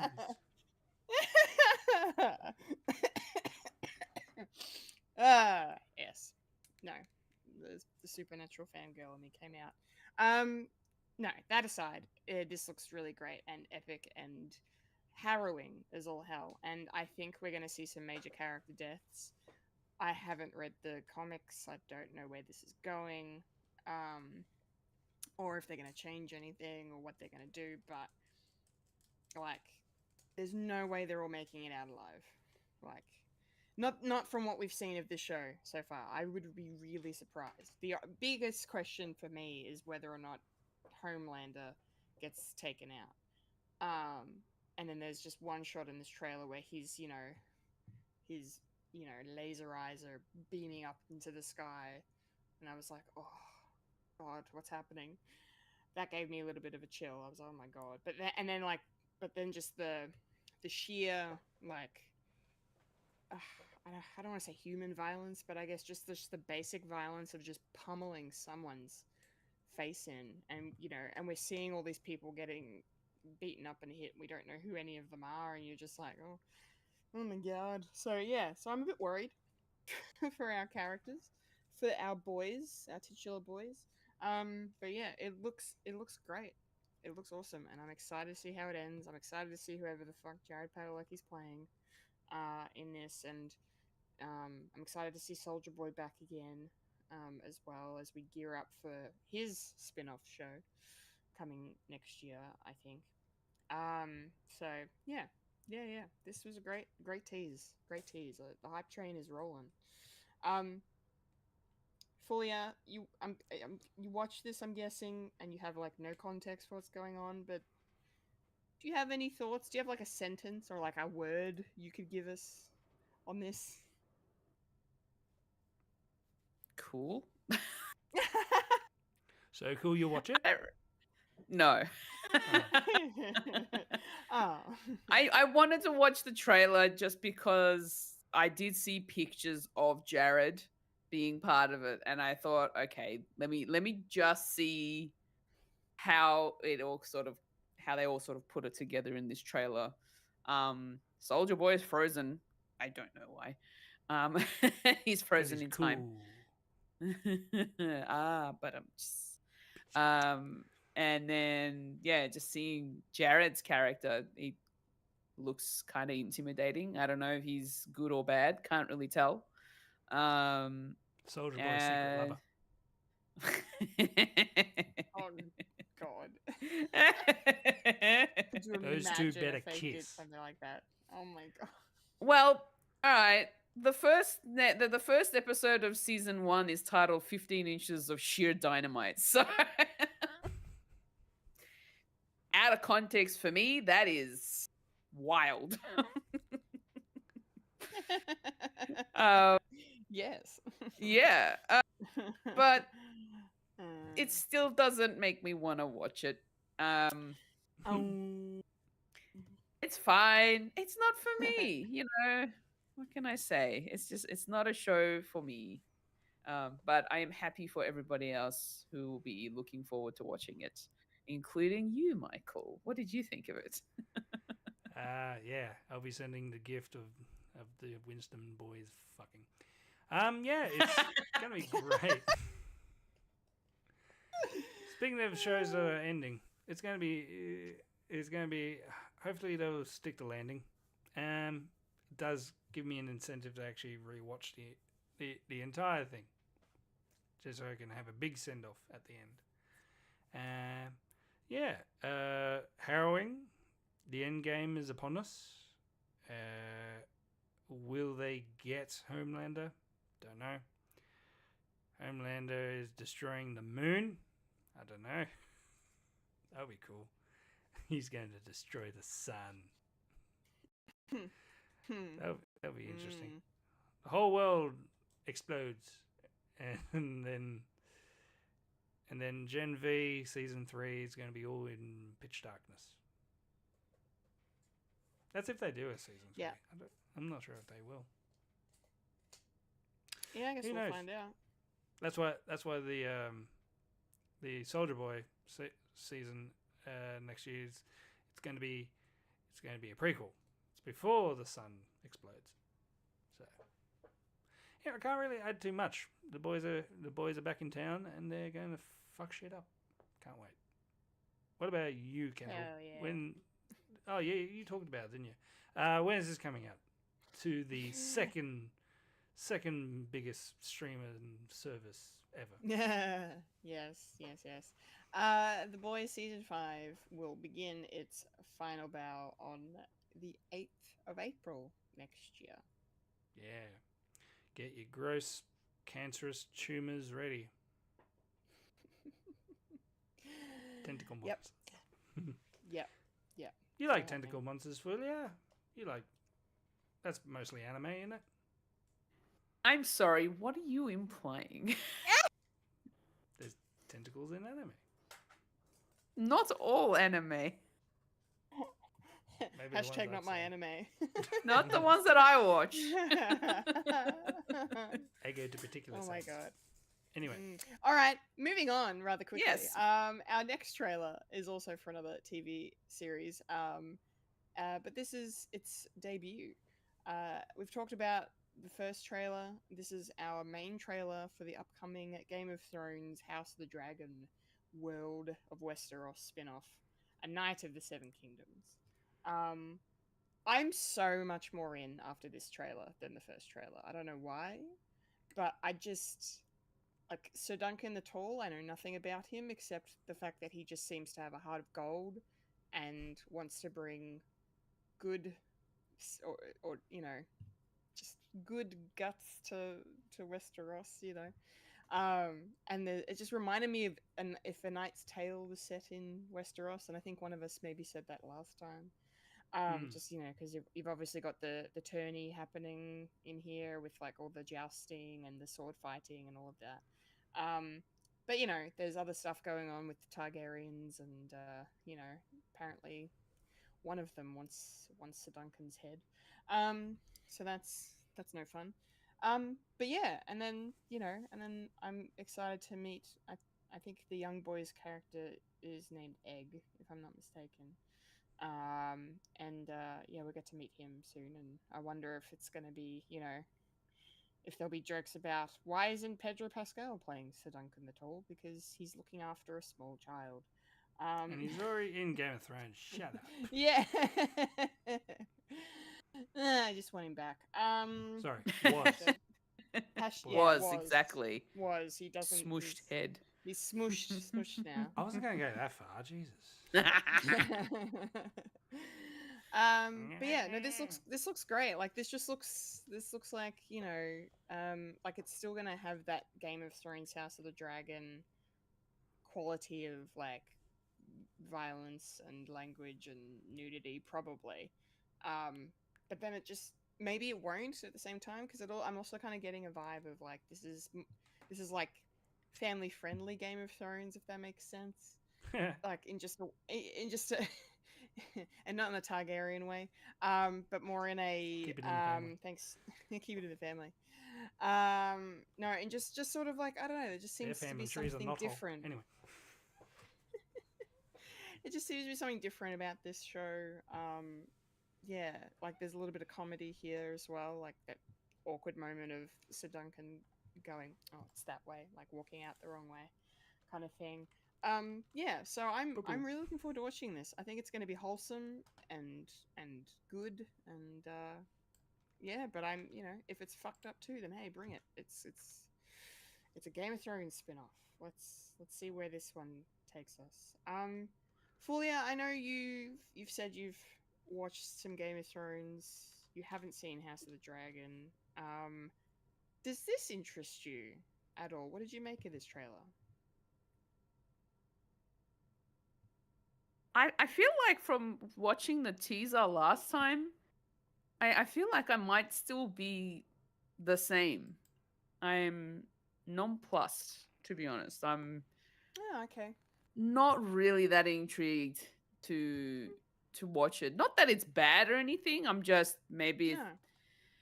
I think it's because the fact that I dropped off of Game of Thrones after season 4, never continued after that.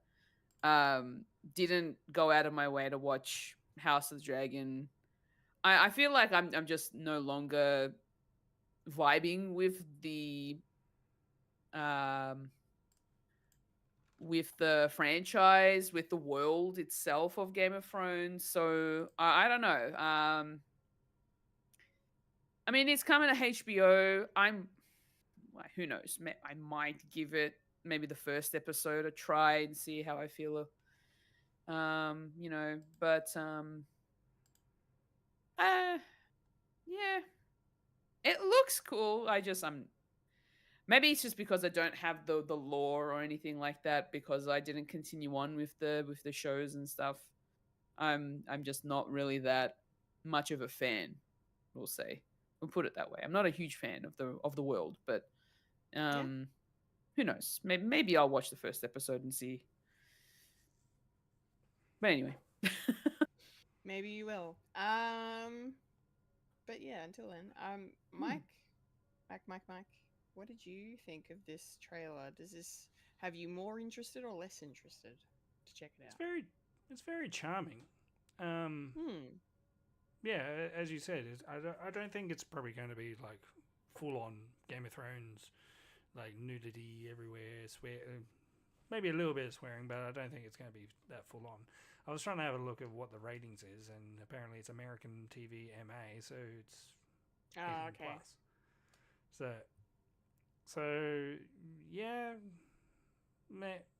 maybe on the softer side. I wouldn't say because it's in the same universe, so you can't really go too full on like the other way. Like it's it's all kiddie friendly, but yeah, it looks kind of cool. Like the lion look after young cub we've seen before, and I think it's going to be I think it's going to be a bit more wholesome than what we've seen of like family and kingdom politics. I think it's just going to be a romp, bit of fun. Will I get my kids to watch it? Yeah, probably not. They're not quite old enough, I don't think. No. I mean, yeah, I got my son who's now 4. I got him watch The Grinch, and even he was going like Jim Carrey's Grinch. He's like, yeah, it's weird. What is this? It's the Grinch. It's the Grinch. And I've been showing all the Grinch videos from Universal Studios. They're a bit of fun. And I've been doing like Grinch voice around him, and it's like, Dad, use your normal voice. It's like, no, I'm an actor, and I need to do acting. yeah, so long story short, I like it. When's it coming out? Yeah, so it's coming out very soon. Actually, A Night of the Seven Kingdoms will be on HBO Max for now. From the 18th of January. Mm. So it's like 4 or 5 weeks from now. Very exciting. Okay, we got one more trailer to discuss, and this is for a sequel that I've been looking forward to for a while since it was announced. Basically, this is Ready or Not 2. Here I Come. Very appropriate subtitle there, of course. Yeah. I loved the first movie. I thought it was really great, a really fun horror concept. You know, with a you know nice, ordinary girl, woman marrying into this kind of well-off family, and everything's totally fine and dandy, and then there's an initiation sort of situation where they have to try and kill her because she picked the wrong game at the dinner party after the wedding. But yeah, so yeah, it's fun. If you haven't seen it, watch it. It's brilliant. Good horror comedy. I rate it quite a bit. So it looks like this one hasn't missed a beat, literally, considering it's picking up where the first film left off. And we're adding Catherine Newton into the mix, which I just think is perfect casting. Having Samara Weaving and Catherine Newton playing sisters in a movie together, in a horror movie, no less. But of course, I'm most excited about the fact that we have the one and only Sarah Michelle Gellar in this cast, and I gotta say, it was hard not to see Buffy in this trailer when she was like doing hand-to-hand combat, put the girl on the ground, and then fucking went to stab her. I'm like, oh, you can take the girl out of Sunnydale, you can't take the Sunnydale out of the Slayer. Yeah, that was fun. But yeah, I like, I don't really get to see her play villains very often. Obviously, she's pretty famous for playing Catherine in Cruel Intentions, but Buffy is her most iconic role, of course. So, yeah, nice to see her kind of get to be evil, get to be bad, and hunt some innocent girls down. It's like the exact opposite of what Buffy does. Yeah, it looks good. It looks fun. Like, I like the twist of, adding in the sister for extra kind of tension, and Elijah Wood. I mentioned Sarah Michelle Gellar. I forgot Frodo. How dare I? Elijah Wood. I just love the choices he's made as an actor. In recent years, like, he does whatever he wants. I mean, he can. He's got money. But like, it's just him being kind of unsettling, like kind of like polite but also menacing underneath the facade. I really enjoy that. He plays it really well. So yeah, so I can't wait to see this movie. This looks like a lot of fun. I'm guessing Fully is probably not going to watch this and hasn't seen the first one, so I don't know what you're going to make of this. But they spoiled it in the trailer. Yeah, they have. Yeah. The whole family's dead. End The of whole story. family, yeah, they spoiled the entire movie. But the first movie came out like 6 years ago, and by the time this one comes out, it'll be 7 years. So fair enough, I guess. I swear it didn't come out that long ago. I thought it was like within the last 5 years. Well, I mean, it was a movie that came out just before COVID, so in COVID years, it came out last year. Yeah. So. The COVID years didn't count. Yeah, exactly. Wow. What did you think of this trailer, Fulya? Tell us. This is not a very Fulya coded trailer park. I'm sorry. It's okay. I feel so it bad. Can't be helped. These are the biggest trailers of the week. I can't. Yeah. Anyway. It can't be helped. It's fine. But I still watched them. I appreciate it. For like, I knew as soon as I saw the title, Ready or Not, I was like, this sounds familiar. I think this is a horror movie. And then when I got into it and it explained everything, I'm like, oh, I remember this now. Okay, yep, this is definitely not something I'm gonna go out of my way to watch. Yeah. Yeah, especially if that thumbnail's anything to go by on the trailer with her sitting on the steps covered in blood. Yep. Yeah, no, not for me. I think I'm going to give this one a pass. Yeah, that's fair. That's Yeah. fair. Thank you anyway for giving it a shot, as always. Mike, I'm curious for your thoughts, as I always am. But you know, this is a horror movie, and you like horror. You also like comedy. This has comedy in it too. So, have you seen the first one? And does this trailer interest you at all? What did you think? I haven't seen the first one, and I don't need to. Oh no! Oh no! Oh, that's annoying. Well, Yeah, when I it's saw it Rip. pop, still... when I You saw it still watch pop up, I thought, oh yeah, I still need to see the first one.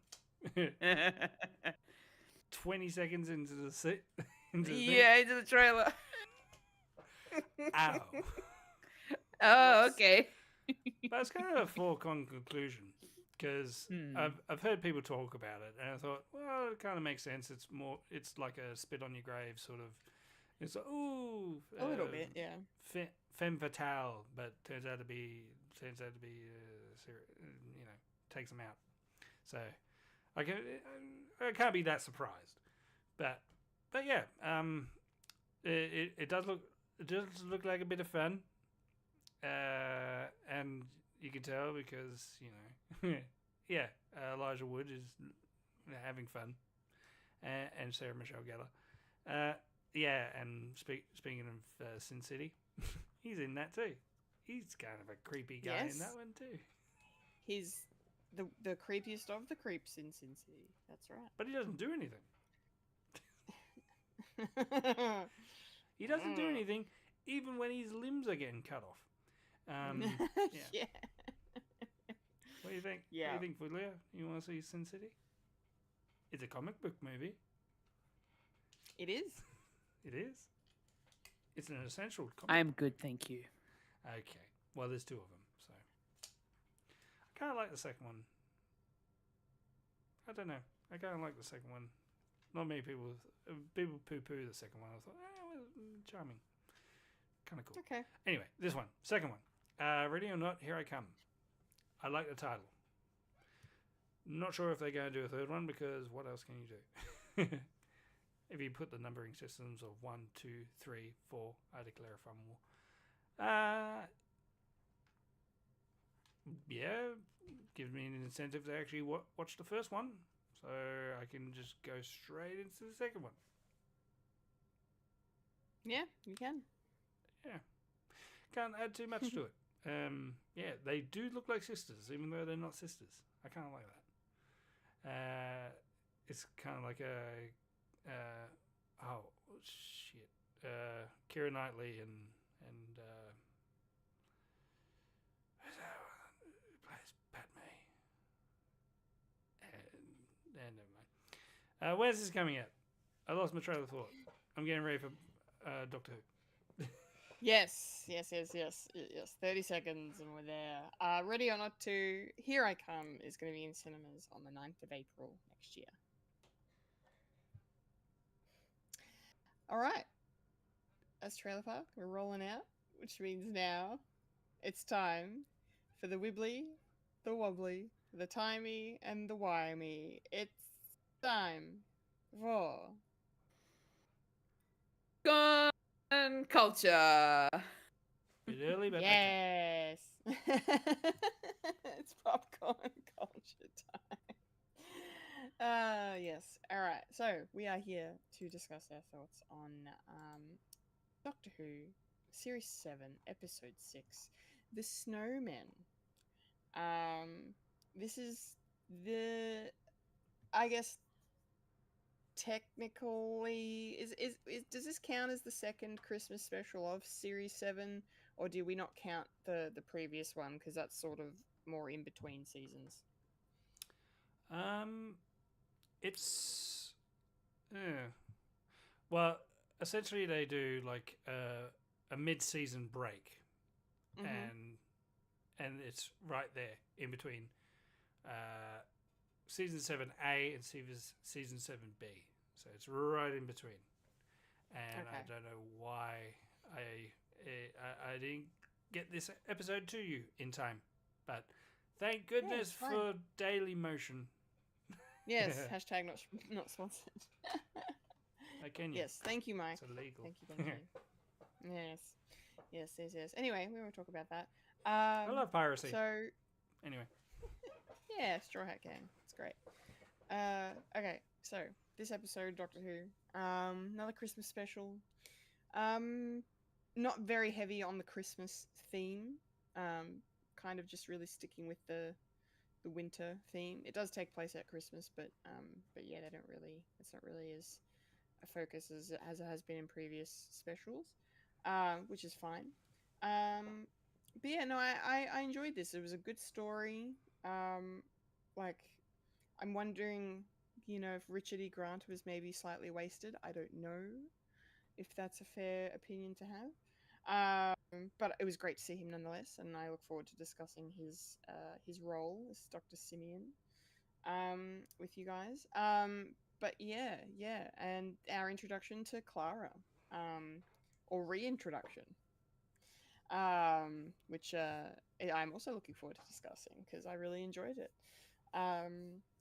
But yeah, it just seeing the Doctor all sad and woe is me, and I'm alone and my friends are dead sort of vibes is always a bit of a killer when they're in the middle of switching when he's between companions. It can be a little depressing, but I'm glad he kind of came around by the end of the episode. But yeah, it was good, and I think it's a really nice table setting for what we're gonna get for the rest of season 7 with the 11th Doctor and Clara before the regeneration happens, because this is the last Matt Smith season. So I'm excited to see how it's all couple gonna of play out. specials first, and then Yes, regeneration. yes, yeah. We've got the 50th anniversary special coming soon, And then another Christmas. and then another Christmas. Yes. That's right. Yeah. What did you think overall, Fulya? Did you enjoy rewatching this, reliving this episode? This one I do remember watching. It definitely reminded me of when I watched it the first time around. With the snowmen just rising from the ground and their menacing teeth. Uh, I forgot that Richard E. Grant was the main antagonist in this one. But I didn't realize that the intelligence was voiced by Sir Ian McKellen. Holy crap. Sir Ian.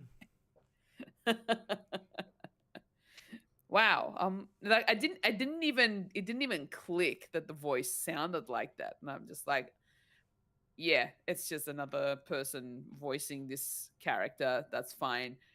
Honestly, he obviously disguised his voice very well, and being that it's also kind of robotic in a way, so they've added in a few extra effects to the voice. So, but seeing Clara reminded me of how much I wasn't a huge fan of her. I have heard she's a bit divisive from some other Whovian friends. So yeah, interesting. yeah, yeah. Like she was like the first time we meet her, where nobody knows what she looks like and all that sort of stuff. The souffle girl, if you will. That's like she was kind of cool there. Seeing her in this context, I wasn't really a huge fan, to be honest. She was too much of she was too curious for her own good, I suppose. And I'm not sure how much I like her sense of curiosity, and how, I don't know, like her character, just for whatever reason, doesn't jive with me very well. And yeah, this episode kind of reminded me of that from last time. But yeah, no. Overall, this episode was actually really cool. But like you said, Kendall, seeing the Doctor being all grinchy and humbug and does it's not it sort of puts a sour taste in your mouth kind of when you see him like that, because you don't want him to be sad. You want him to be, happy and doing things, but at this particular point in time, he just decided that he's just not going to help anymore. He's over it. He's done. After losing um, his two really good companions, out of Amy and Rory. He was really upset about that. Obviously, it really hit him hard. So yeah, this one, I think the quick turnaround for him may have hindered my liking of this episode overall, like a more. He did get, like, even though towards the end of the episode he starts getting a bit more happier, but then the fact that we get, we'll probably discuss it later, but where he thinks that he's going to lose Clara, and then he's like, oh my gosh, it's happening again, kind of a situation. So yeah, I don't know. Like it was a good episode overall. Just I've got a lot of things about it. Thoughts. Okay. Yeah. Very good. This should be an interesting discussion then. Thank you, Fulya. Mike, how does this one go on a rewatch for you and stack up amongst the other Christmas specials? What did you think? I do like this episode as a piece. I know what happens at the end, so I appreciate it more knowing what's going to happen in the future, and I love the fact that this has people that I like Richard E. Grant, Ian McKellen, and Matt Smith doing a different, not a different character, but it's more character driven of where he is at this present time. Of he used to be like the bumbling little guy that we used to know. There's a little bit of it where he comes back and is like, oh, this is the real me here. But this is where I appreciate Matt Smith a bit more, of actually seeing like the gravitas of the character, because he's an old man in a young man's body, and I love the fact that Matt Smith actually does play on that really well, and you get to see it here. Like certain looks, he looks young, and in other looks he looks ancient, and I kind of like that fact. Clara, second outing for Clara. Clara Oswald Cobblepot.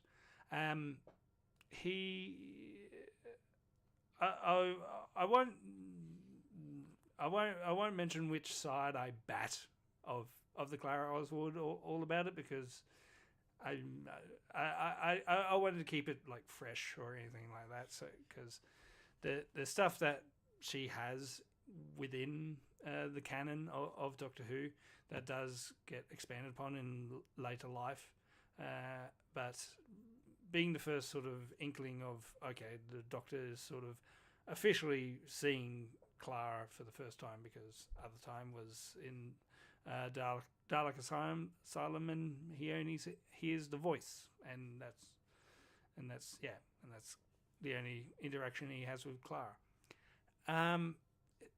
Clara's a very interesting character in the show, and is a little bit divisive, depending on which era that you are, because later on down the track, spoilers. I love the villains in this. Richard Grant, could say it's he doesn't do much, but what he has, he works really well with it. Because I just love the ending where the final confronting him, he does become he becomes someone else, and then he just plays with it, and no matter how silly it is, and it does really have a Stephen Moffat sort of silly ending of feelings save the day, that sort of thing. It's like, well, yeah, I like it, and just like the sort of whimsy when it comes like Doctor Who sort of stuff, like the TARDIS is on a cloud in the sky. It's like, I could take it or leave it, but the visuals of it are quite good. Yeah, and a lot of new stuff in this episode, which we'll talk about later. So overall, it's a good episode. Yeah. On a scale of good and bad episodes, it's a good episode. It's a thumbs up. Yeah. Yeah, cool. Well, kicking things off, when we begin the episode, we, catching up with the doctor, and well, after we get our intro with our flashback, our intro to our villains, the creepy snowmen, and poor young Richard E. Grant getting taken advantage of. And then flashing forward to the future and seeing what he became, and finding out that these snowmen eat people. It's just lovely. I liked the line of I said I'd feed you. I didn't say who to. I thought that was, I think that's a line that's been done before, but it's kind of fun. It's a little play on words. But yes, then we catch up with the doctor, because immediately Clara's there, because she, comes upon a snowman that comes out of the ground in front of her, basically, and the doctor just happens to be walking past, because hey, it's, you've got to have the doctor interact with the storyline somehow, and this is how it happens. But yeah, like we've talked about already, the doctor's very much in his transitional phase between companions. And yeah, it's not a phase of his that I really like, and I love the point that you just rose before, Mike, about Matt Smith showing off his acting chops here, and just being like, really, you can tell that he's an old soul in a young man's body. You can absolutely tell that he sells it very, very well. You can see the age on his face. You can see what he's been through, the years upon years. He even mentions it in the episode, over 1,000 years. Like, yeah, it's just really, really well done. For me, it just breaks my heart just to see him like that, especially because, going back to the previous episode, River and Amy, in her final message to the doctor, are trying to tell him not to be alone. And here we catch up with him. He's not exactly alone, of course, and we'll get to his buddies in a second. But but he effectively he is. He's stopped traveling. As you said, Mike, the TARDIS is on a cloud. He's permanently kind of parked it for some reason in Victorian England. Why not? I guess. And yeah, and it just, he's really like that loss. He's really letting that loss affect him quite a bit, and fair enough. I mean, he was with Amy and Rory on and off for a while, and became incredibly close with them, and was such a big, like a huge, probably the biggest part of anyone's companion's life that I've seen, at least in New Who, I would say, just in terms of, introducing, being introduced to Amy at such a young age, and then she waits for him. She plays, like, her life is completely different without the doctor, like in more ways than most companions. And so yeah, so I get why he's grieving, but at the same time, it just, I kind of hate it, because he's gonna go back to it being, the doctor, fun and fascinating, and he does go back to it. Like, there was one line. Are you saying Doctor Who is formulaic? Because how dare you? Oh, how dare I? Yes, I know. No, because like when he finally starts to get involved later on in the story, and he pretends to be Sherlock Holmes, and then finds out what's going on with the snowmen. He's like talking snow. I love new things. Like, and his childlike wonder comes back, and then he has the moment like, with the bow tie. Like bow ties are cool. Like he's just completely misread the situation, you know. And it's just so I just when that started to come back in, that's when I was like, okay, here he is. He's back again. We're getting back to it now, and I know why you've got to have that tension, because it would just be really weird if you just, you know, went from such a devastating episode, even though there's been a break in between when they originally aired, I'm pretty sure. Um, you know, it would be weird to just have him immediately show up and be like, right, let's go, and blah blah blah, and what's happening over there, and you know, um, yeah. So, but I don't know. I have mixed feelings about it, about seeing him like this, which is funny for me because I really like it when he kind of goes into the Time Lord Victorious stuff, like the darker. But I like dark storylines, so that's just me, I guess. I Fulia, want my men brooding and dark. yes, I have I have a type. I have a bloody type. Fulia, Yes. let's go in a bit deeper with your thoughts on the Doctor in this episode. How did you like his arc from starting off in this, you know, sad place and coming back to himself by the end? Yeah, so seeing him very upset and feeling old and just like not giving a crap about the world anymore. Yeah. Definitely like it does make you feel, you know, a bit upset to see him like that, because you want the best for him. You want him to Yeah. be out there having his adventures and having fun, the way he normally does, traveling time and space. But seeing him like this, where he's just very, you know, yeah, just being very grim and just not not caring about stuff anymore. It does kind of like, I guess that's the whole point of that sort of that phase that he's going through in this particular episode. When you started off, you kind of get immersed into the way he's feeling, and you kind of empathize with. I don't know if it's empathize, maybe sympathize with him. You sympathize with him, and so you end up kind of trying to understand how he feels, especially considering what's happened. But I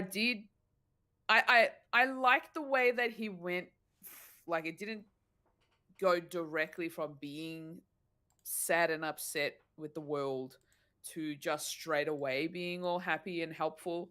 It, like, obviously it did take a bit of time before he got there. But the way that it happened, I think, is what kind of, I don't know, didn't really hit well with me. Right. Just maybe it's just because that's the way the Doctor is. It's like the moment he's sparked with something that of his own curiosity of trying to do things, and then the moment he realizes something about Clara, and he's like, okay, now I have to help, kind of a situation. Especially when they did that one word test with Madame Vastra, which was that conversation. I thought that was great. Yeah, it's like That's only great. one word, because apparently truth is I'm glad that you singular. like Truth is singular, lies are words, words and words. You met the Doctor, didn't you? And then it just continues the conversation from there. So yeah, I like the way that it ended up, that the Doctor, well, we already knew the Doctor was going to help regardless. It just took him some time to get there. And then especially once he got that key word, that test word, that really switched him on in a way, I suppose. Which kind of is coincidental. Like, for Clara it meant one thing, but obviously for the Doctor it meant another. Yeah. And that's I was gonna bring it up because I really loved that moment where Yeah.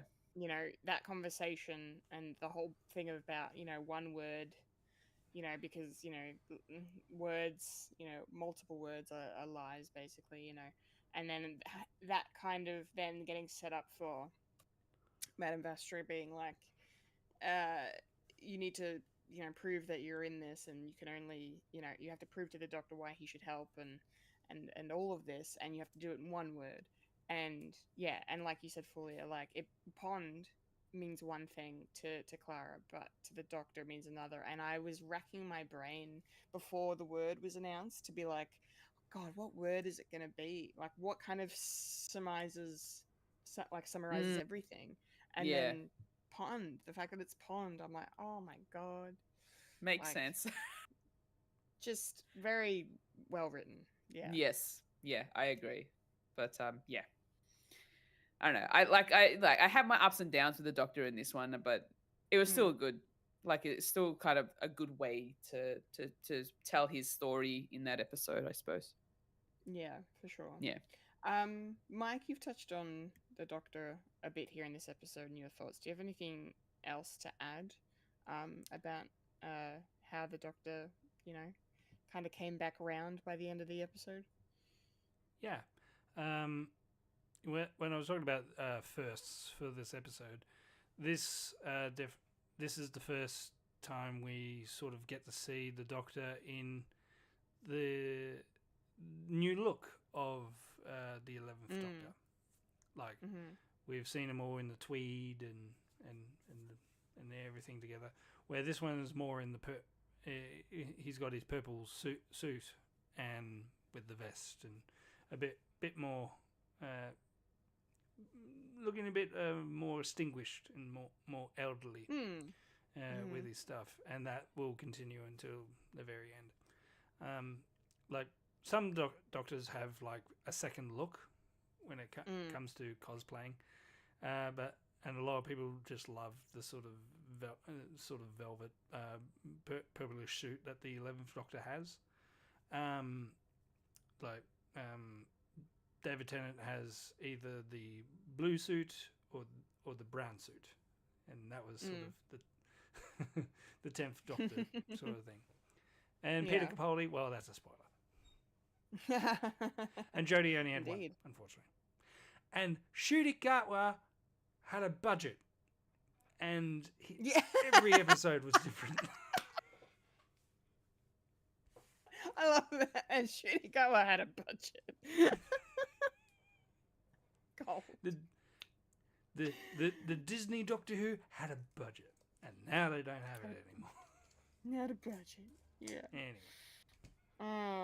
Back to basics. That's what I like. Yeah. Nice. Yeah. I do like the sort of continuation of the Doctor and where he is, and yeah. And now he's on a mission. Cut to the end. He's now on a mission to find Clara again. Yes, he is. That's it. Good night. Yeah. And That's it. That was what I was going for. No. I wanted to quickly touch on the return of some other characters in this episode who apparently are informally referred to as the Paternoster Gang, which is, of course, we've already mentioned her, Madame Vastra. And then we have the return of Strax, our wonderful Sontaran, who I adore so much, and Jenny Flint, Madame Vastra's wife, which led to one of my favorite lines in this episode. There were so many banger lines in this episode, but I really liked when she rocked up at the house where everything was going down, and she's like, "I'm a lizard woman from the dawn of time, and this is my wife." And then the maid just screams. I thought it was brilliant. So yeah, this is the first time we've seen them since what's the name of the episode? A Good Man Goes to War, which was an episode of the previous season I remember us enjoying quite a bit. So yeah, I was really happy to see them come back in this episode, and I don't know. Sorry, I just love Strax. Like I love them all, the three of them together, and I want more. But Strax had me in stitches the whole time with just his like, you know, misgendering of Clara, but for funny reasons, not for politically incorrect reasons. Well, he is a And potato. you know, he's a potato. Yeah, the It's a doctor keeps potato. calling him a potato. Oh my god. And I like that, and I also don't like that. But hey, it is what it is. But then yeah, just him with like the memory worm as well in the beginning of the episode was very good setup for what was obviously come later. But the just the sheer incompetence of him Yeah. handling, or should I say mishandling that worm was very good. And yeah, and just his like kind of backhanded compliment sort of stuff, like the way he's like nice but angry at the same time sort of thing, like he just can't, it's just, yeah, I just really enjoyed Strax. He's, yeah, I really like him. So I had a really good time seeing them come back and kind of rally our doctor. Like, they were trying to fight the good fight and try to get the doctor back in to the fight. And they played vital roles in this episode. And were just delightful. So, Fulia, were you happy to see these guys again here? Yeah, no, it was really cool to see them again. Madame Vastra was definitely one of those type of characters where you don't really need to see them all the time, but when they do come in, it's like you're going to have a good conversation with her. And then Strax is just the potato that keeps on giving. Yeah. Yeah. Yeah, I feel like he was our comedic relief in this Yes. episode, who honestly just did not give a crap about humanity. Essentially, he's trying his best to be nice and polite in a way, in his own way. He's doing it. He'll start off being the tyrant first before doing the being polite version. He'll yell at the person before saying it nicely, which kind of cracked me up throughout this episode to be like, dude, just forget that stuff. You're on Earth now. But it still gave me a good giggle. So Strax is yeah, it's definitely a character you don't want to see all the time. So when he comes in every just this one or two times that we get to see him, he's he's quite fun, but he doesn't learn. He's a bit dumb. We'll just put it that way. He doesn't learn. just a little bit. Yeah. I really like the just to bring it back to the misgendering moment when he corrects himself that Clara is a lady and then immediately proceeds to call her a lad. Yes. It's just gold. Yeah. So yeah, he's always good fun.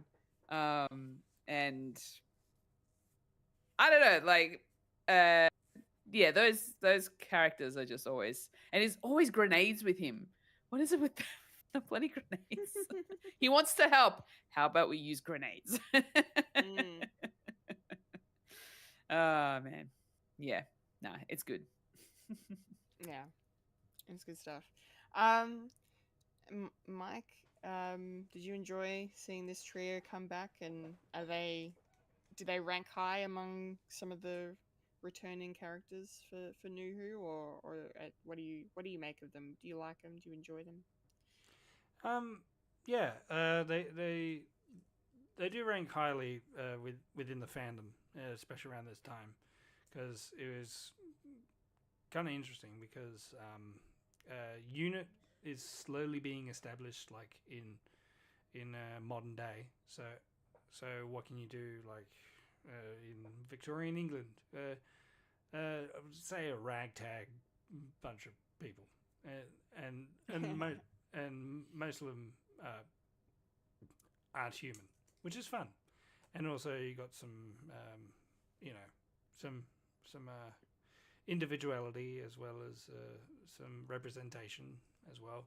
A little bit on the nose. I mean, in future episodes, there's certain bits and pieces that don't really age well, especially with the misgendering stuff as well as this. Yeah. Man of Vestry is a very interesting addition, especially with the revamping of past villains, as they say, and sort of remodeling them into more of an ally, which is a thing, and it's a thing that will happen a couple of times of just changing sort of the lore up when it comes to Doctor Who. Some of it is welcome. Drax, the other hand, and I do say Drax, but yeah, Strax,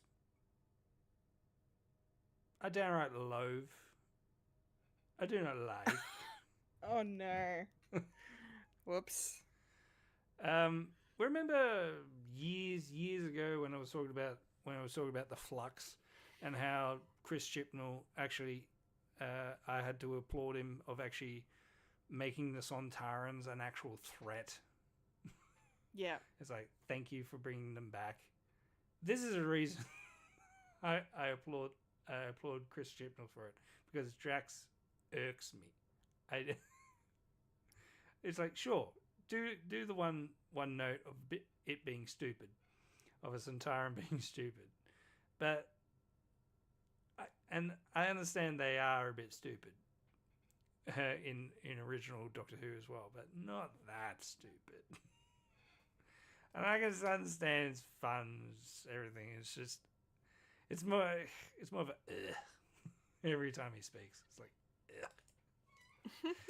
yeah, but people will find enjoyment, and I thanks for finding enjoyment. Hopefully, osmosis will help with me to find more, find something unique and different within the pantheon. And yeah, and Dan Starkey, he's been a Sontaran ever since they came back, so right. He's not unfamiliar when it comes, and he does do the Sontarans in the Flux season as well. So he's always around, and these three do come back every so often, and they also have some stories within the Big Finish audio as well as themselves, and going on cases as well. So the lore is definitely out there if you want to. So yeah, I kind of like them. Excellent. And I can tolerate Drax. Good. We'll take a toleration. If that's even a word. But I will roll my eyes. You can't stop me from rolling my eyes. We can't and we won't. Cool. So, Clara is really the person that kicks this story off. So, and this is her, technically second appearance. Which is, I was really, really glad that they touched on that at the end of the episode, in terms of the Doctor realizing, like, cause he when she said the souffles line, like, he definitely tweaked, that, something else was familiar here. But then obviously at the end it kind of came back around, and now I'm going forward, I'm like, okay, who is Clara? I like this kind of idea of someone who maybe she keeps getting reincarnated, I don't know, or she's just a being that continues to exist in different iterations and different time periods. I don't know. I wonder if things will be explained. If they're not, then that's fine. It's a sci-fi show. You don't have to explain everything. You can just simply accept it for what it is. But I think it's a fascinating concept for a character. So I'm excited to see where it goes. And I'm also really curious to see how I'm going to feel about it, because I know what you said, Fulia, at the beginning about you didn't like how curious she was and her temperament here didn't really work for you. I actually really liked her a lot. Which is quite funny to me, considering, um, Amy Pond is so popular, and I didn't love Amy that much, but for some reason I like Clara. Um, Go figure. We'll see if that opinion changes. But no, I just thought she was great. Like, I just liked the idea of her, not letting it lie, and seeing something in the Doctor, and that curiosity to follow him, um, and just accept everything she was seeing and not get freaked out by it. I mean, maybe that's a bit, I don't know if that's a Mary Sue trait, really, of just, not being scared of, like, she's just kind of this perfect person who's just good at everything, and doesn't have a problem with that. Doesn't You don't have to get over the whole. But I kind of liked that, because then, when we got the reveal of the new TARDIS as well, not only do we get the Doctor's new look outfit this episode, the new TARDIS on the inside, and then the fact Can that I just she, say, yes. welcome to my personal favourite TARDIS interior of New Who. Oh, cool, nice. It looked very different from what we've had so far. But I'm not mad at it. It looks cool.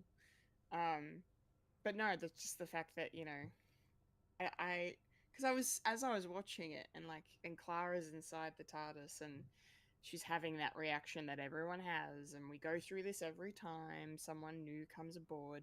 And I'm sitting there watching it thinking, do people really like that they do this every time and keep repeating the same thing over and over? Like, part of me gets a kick out of it for sure, but I'm just like, yeah, how many times can you do the same thing? And then she says it's it's smaller on the outside, and I was like, well done, Stephen Moffat, well done, well done. It is sort of a I rite of passage yes, for a new companion to do that. for sure, yes. And yes, also yes. going around it is sort of a Yes, thing it's a as whole, well. yeah, for sure. But No, usually yeah, after you go in, it's like, what the fuck? And then go back out yeah, and do the lap and then go back in. yeah. Yeah, I thought it was great. I'm like, here's a way to freshen up something that's been done to death. Like that, like you said, is a rite of passage. It's a tradition in Doctor Who, clearly, that they have this thing that they do about the TARDIS every time. But yeah, I thought that was very clever. Um, yeah, but no, I liked her how she followed him, and the whole bit with the ladder and going up the stairs. I did find it weird that she kind of, I don't know if it was a chickening out moment where she kind of, after she knocked on the door and he opened and he popped his head out, she just decided to leave. Like, she got, like, I couldn't tell if she was scared or not. I found that a bit strange. Yeah, that was a yeah. weird moment as well for me. Yeah, for sure. But yeah, she's not freaked out by the memory worm. She's not freaked out by the snowmen. She really just more wants to know what they're doing.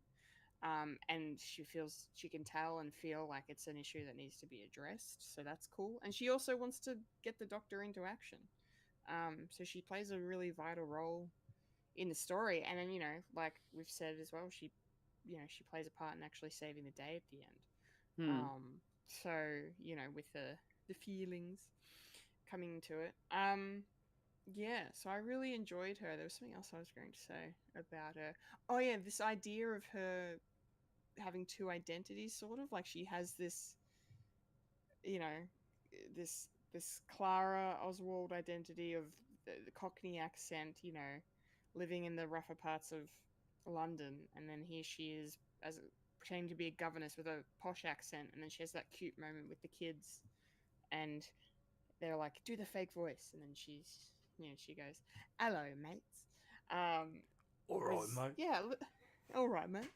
A little bit of fun, and another interesting layer to what's going on with her.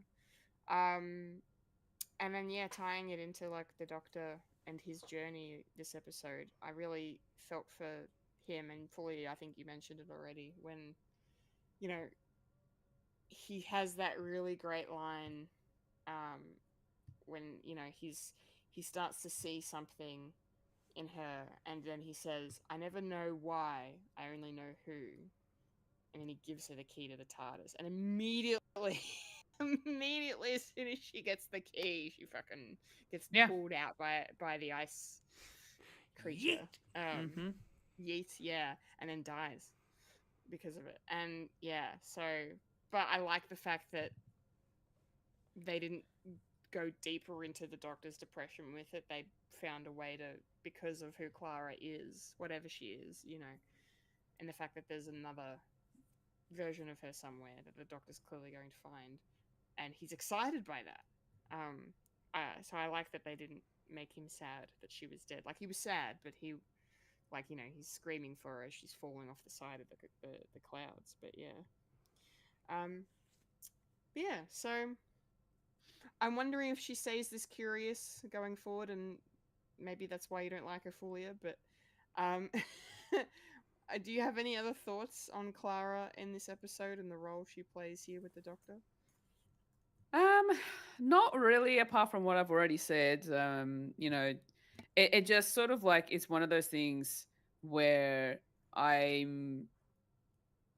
don't mind a character who's curious, but for me, she just felt like she was just a bit too curious about stuff, and I guess that's what her character's supposed to be. It's one that really just loves learning about new things and all that sort of stuff. But the fact that she followed the Doctor to his TARDIS cloud and figured out how to bring down the ladder. I like the fact that she brought it down on her, was it her second or third attempt at jumping to grab it? That I thought, like, if it's supposed to be invisible, how do you know it's in that exact spot, right? But I guess we just have to suspend our belief in that kind of moment to say that she knew exactly where he was standing, unless he left footprints in the snow, and that's where she, decided to jump up. I don't know. Like, I can be as logical as I want to be, but it's never gonna be. It is Doctor Who, yeah.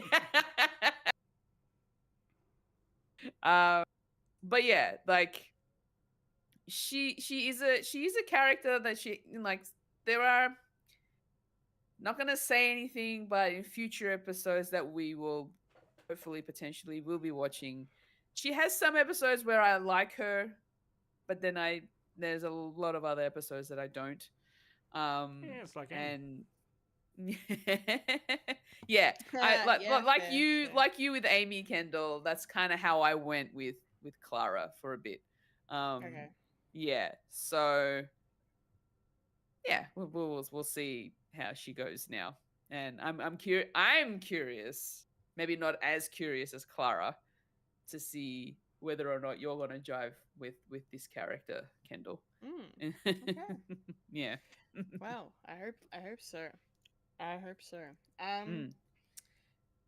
Mike, do you have any other thoughts on Clara and how did you find her as like an introduction? Because I kind of liked, I don't know, she has a lot of agency in this episode, and like I feel like she, understands the Doctor pretty well, pretty immediately here.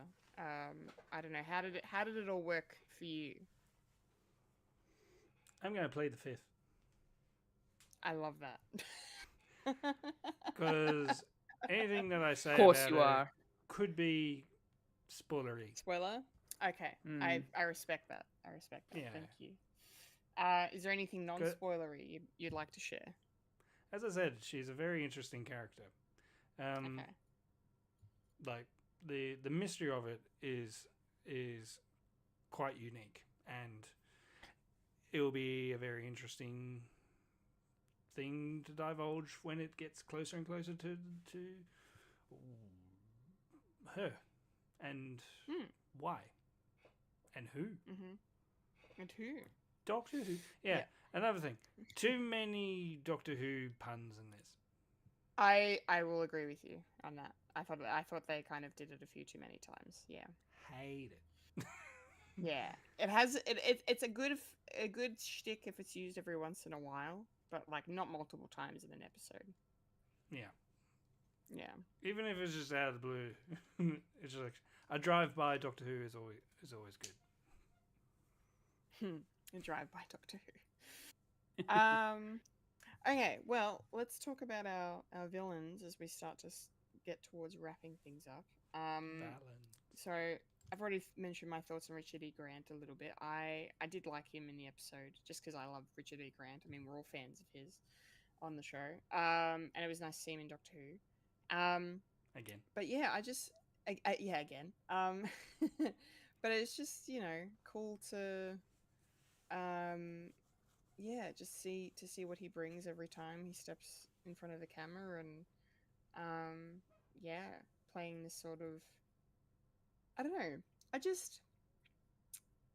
don't know if it was the direction or just maybe, like, for me, he just felt a bit too one note in certain parts. Like I liked him a bit more at the end of the episode, like when we get to the ending, and the Doctor figures out sort of how to defeat the Snowmen by basically, the whole reason that they have this need and desire to destroy humanity is because it's come from Dr. Simeon.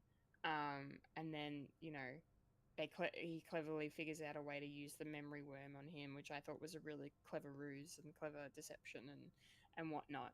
But then once you get that, that kind of reveal of, like, it's all his fault, and, like, he just heard this voice in a snowman when he was a kid. Like, you can kind of hear the childlike wonder in him as he goes back to that memory and relives it in a way, and then he loses all those memories, and then becomes, I thought it was a bit, I don't know, it was a bit interesting when, like, the head snowman was like, oh, with no memories in Simeon, there's plenty of room for me, and now I'm going to take his body over and turn him into an ice monster, and now we will reign supreme. Camp. Yeah, I don't know. I love it. Camp. It was a little, but I didn't hate it. I've definitely seen worse Doctor Who villains, for sure. But yeah, very interesting. But I did like the idea of, like, that, just their plan, the Snowmen, their plan of wanting to evolve, and become, the dominant race of on the planet, essentially, and then just the fact that they were able to, like, correct me if I'm wrong, so the original governess of the kids, obviously she died in this pond and was preserved in the ice. Now, was she killed by the snowmen, or did she just happen to die in the pond? Was that explained how exactly she died? I can't remember. Magic. A wizard did it. Yeah, a wizard did it. She died in the pond, so her DNA is in the pond, and it's frozen and ice. Yeah, and, that. Uh, that part water becomes ice. that part I got. Yes. Yeah. Yes. No. Yeah. It was just, I just couldn't remember if, like, she was killed by the snowmen on purpose so they could use her, or if it was just a coincidence. Just coincidence. Yeah. But I gotta say, though, the idea of, like, her dying or going missing and then turning up when the ice melts is very, like, harrowing, kind of, especially for those poor kids. But I did like how they turned that into part of the villain's story, with being like, well, because she's been preserved in the ice, like you said, Mike, her DNA has, building blocks of humanity are now preserved in this ice that the snowmen can use to combine the two races together to make the superior race, essentially. That was a bit of fun. I thought it was really clever. So, and then the snowmen were really creepy. Like, they're really badly CGI or whatever. It was 2012. But like the big mouths with all their gnarly shark-looking teeth, and the fact that they're carnivorous is interesting too. And yeah, and then of course Fulia mentioned it. Surya McKellen doing the voice of the Great Intelligence, the lead snowman, the Great Intelligence. Yeah, that was cool. That was really really cool. And then just quickly, I don't have too much to say about the ending, in terms of like the feelings of Clara being able to undo everything and save the day. I thought that was cheesy but sweet. It worked, but it didn't work for me. Like it was fine. I thought it was like I had to kind of have a think about what was happening as I saw the rain happening, and then I'm like, oh, it's tears. Oh, okay, right. Nothing more powerful yeah. than a family dying on Christmas Eve. Crying on. Yes. Okay. Fulia, what did you think of Dr. Simeon and the Great Intelligence and the Snowmen in the episode?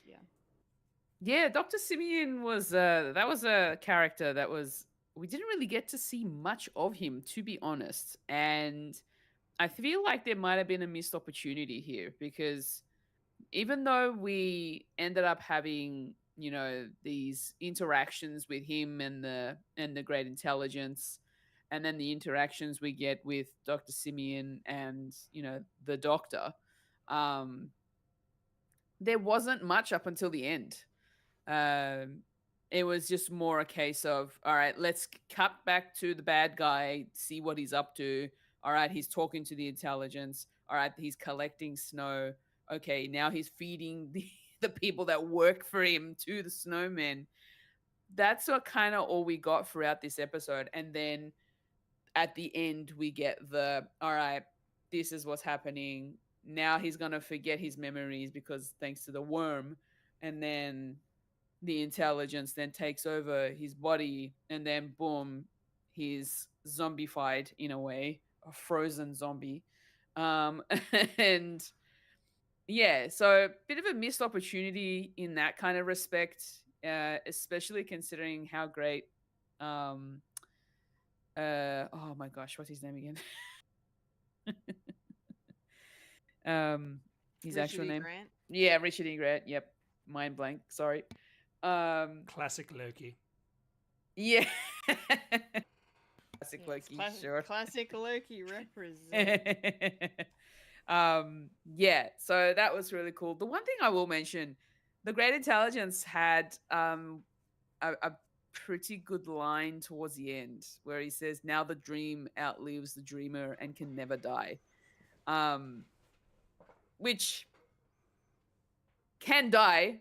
Like, he got a bit too confident there. Or maybe he didn't. We don't know. So that's actually, a pretty cool line for that particular character. So I kind of like that. But yeah, I'm not sure that this is kind of the way that it should have ended for Dr. Simeon. I don't know. It's a bit of a shame, unfortunately. So yeah. And the way that it all kind of came to an end as well, with the fact that Clara's dying, and the family is weeping for her, and then all of a sudden the snow turns to rain. I'm like, oh yeah, okay, that makes sense, because we get a shot of her with the one tear coming down her face, and then it cuts to, all right, now it's raining. It's like, oh, okay, cool. It's rain now, so it's tears. Yeah. Someone's crying. It's her. So yeah, like you said, Kendall, it was pretty cheesy, but I suppose it worked for to make it sort of wrap up by somehow make the snow and the snowmen melt away, because it's salty tears, it's salty water. The salt helps melt away snow and stuff. So, anyway, That's it. That's it. That's it. Thank you. Thank you. All right, Mike, take us home with this one. Your thoughts on the Snowmen. You've kind of given a little bit as you've gone through, but what do you have to say? And how did the Great Intelligence work for you as the villain? It was pretty awesome because the Great Intelligence is a classic Doctor Who villain. Ah, that's Yeah. cool. And what's really great is this episode is a precursor, prequel to the other two stories from the second Doctor's Patrick Troughton's story. Ah, Yeah, because it predates it. yeah. Yeah, one is the Abominable Snowman, and the other one is Web of Fear. And the Great Intelligence,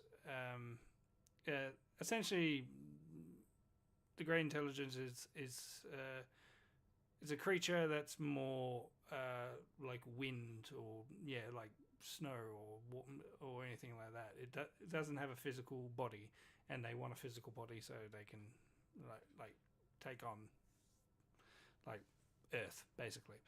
And in the classic Who, it's they form these robots, and they make these robots and sort of like, because everything was sort of like a copy of the Daleks, so it's these ethereal beings controlling robots, and those robots look like the Yeti, basically, the Abominable Snowman, and you get to see, and in the other episode,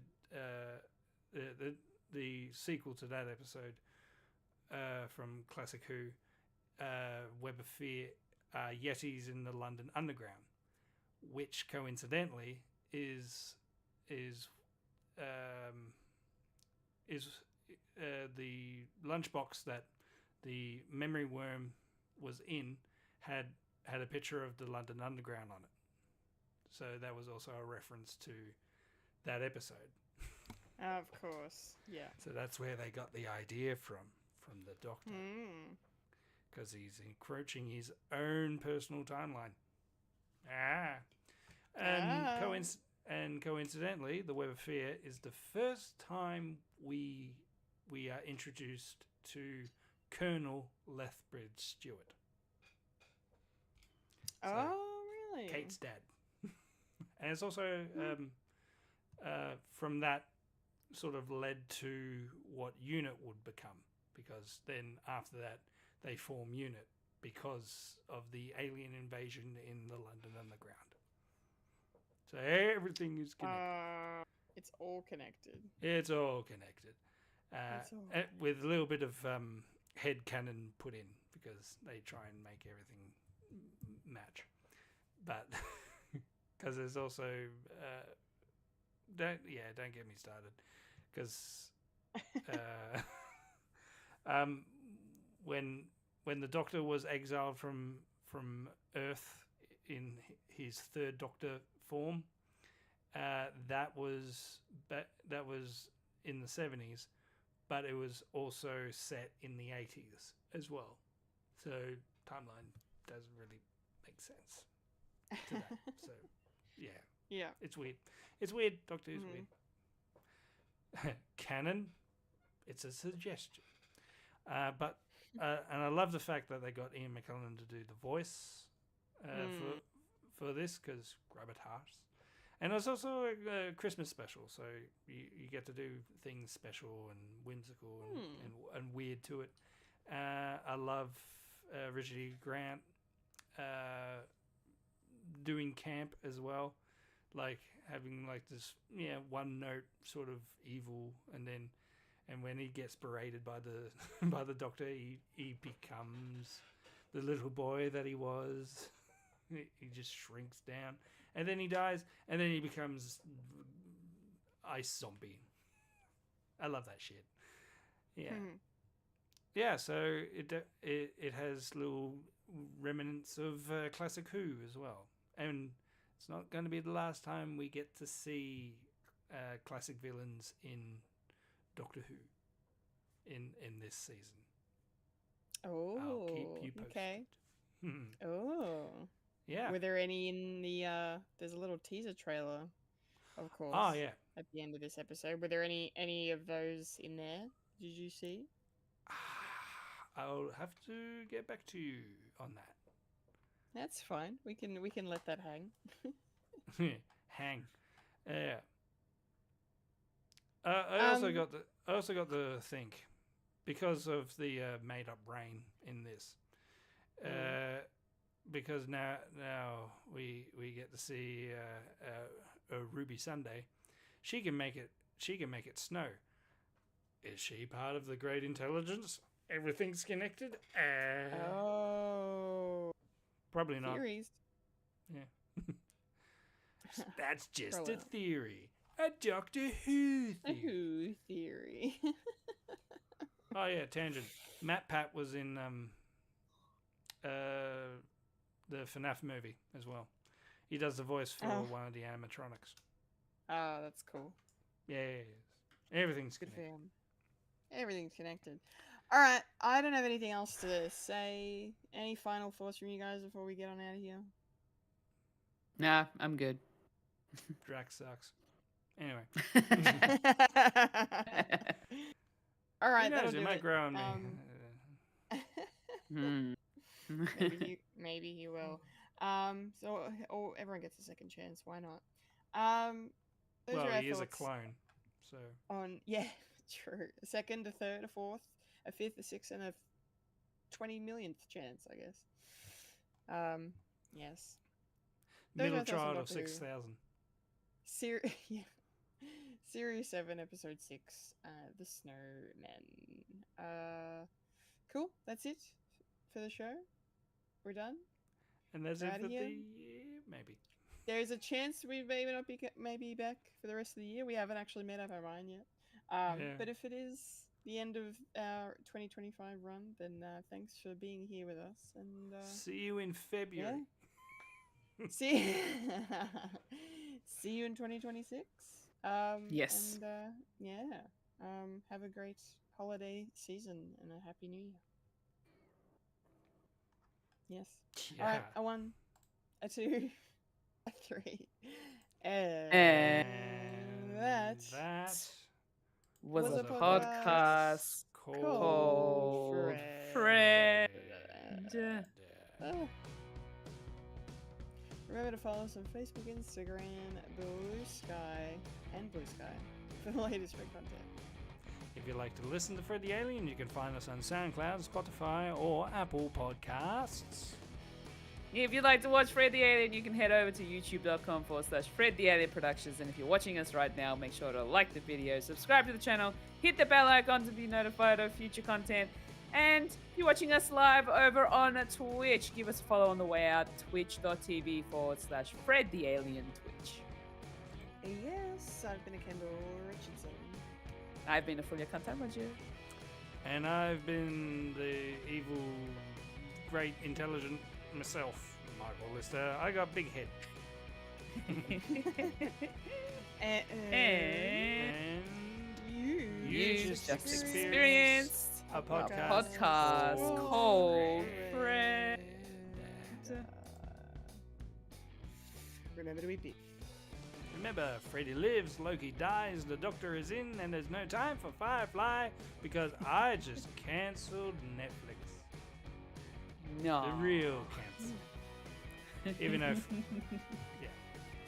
Yeah. Nice. Look after yourself and your mental health, everyone. Thank you for watching. Thank you for listening. Latest gamers. And scene.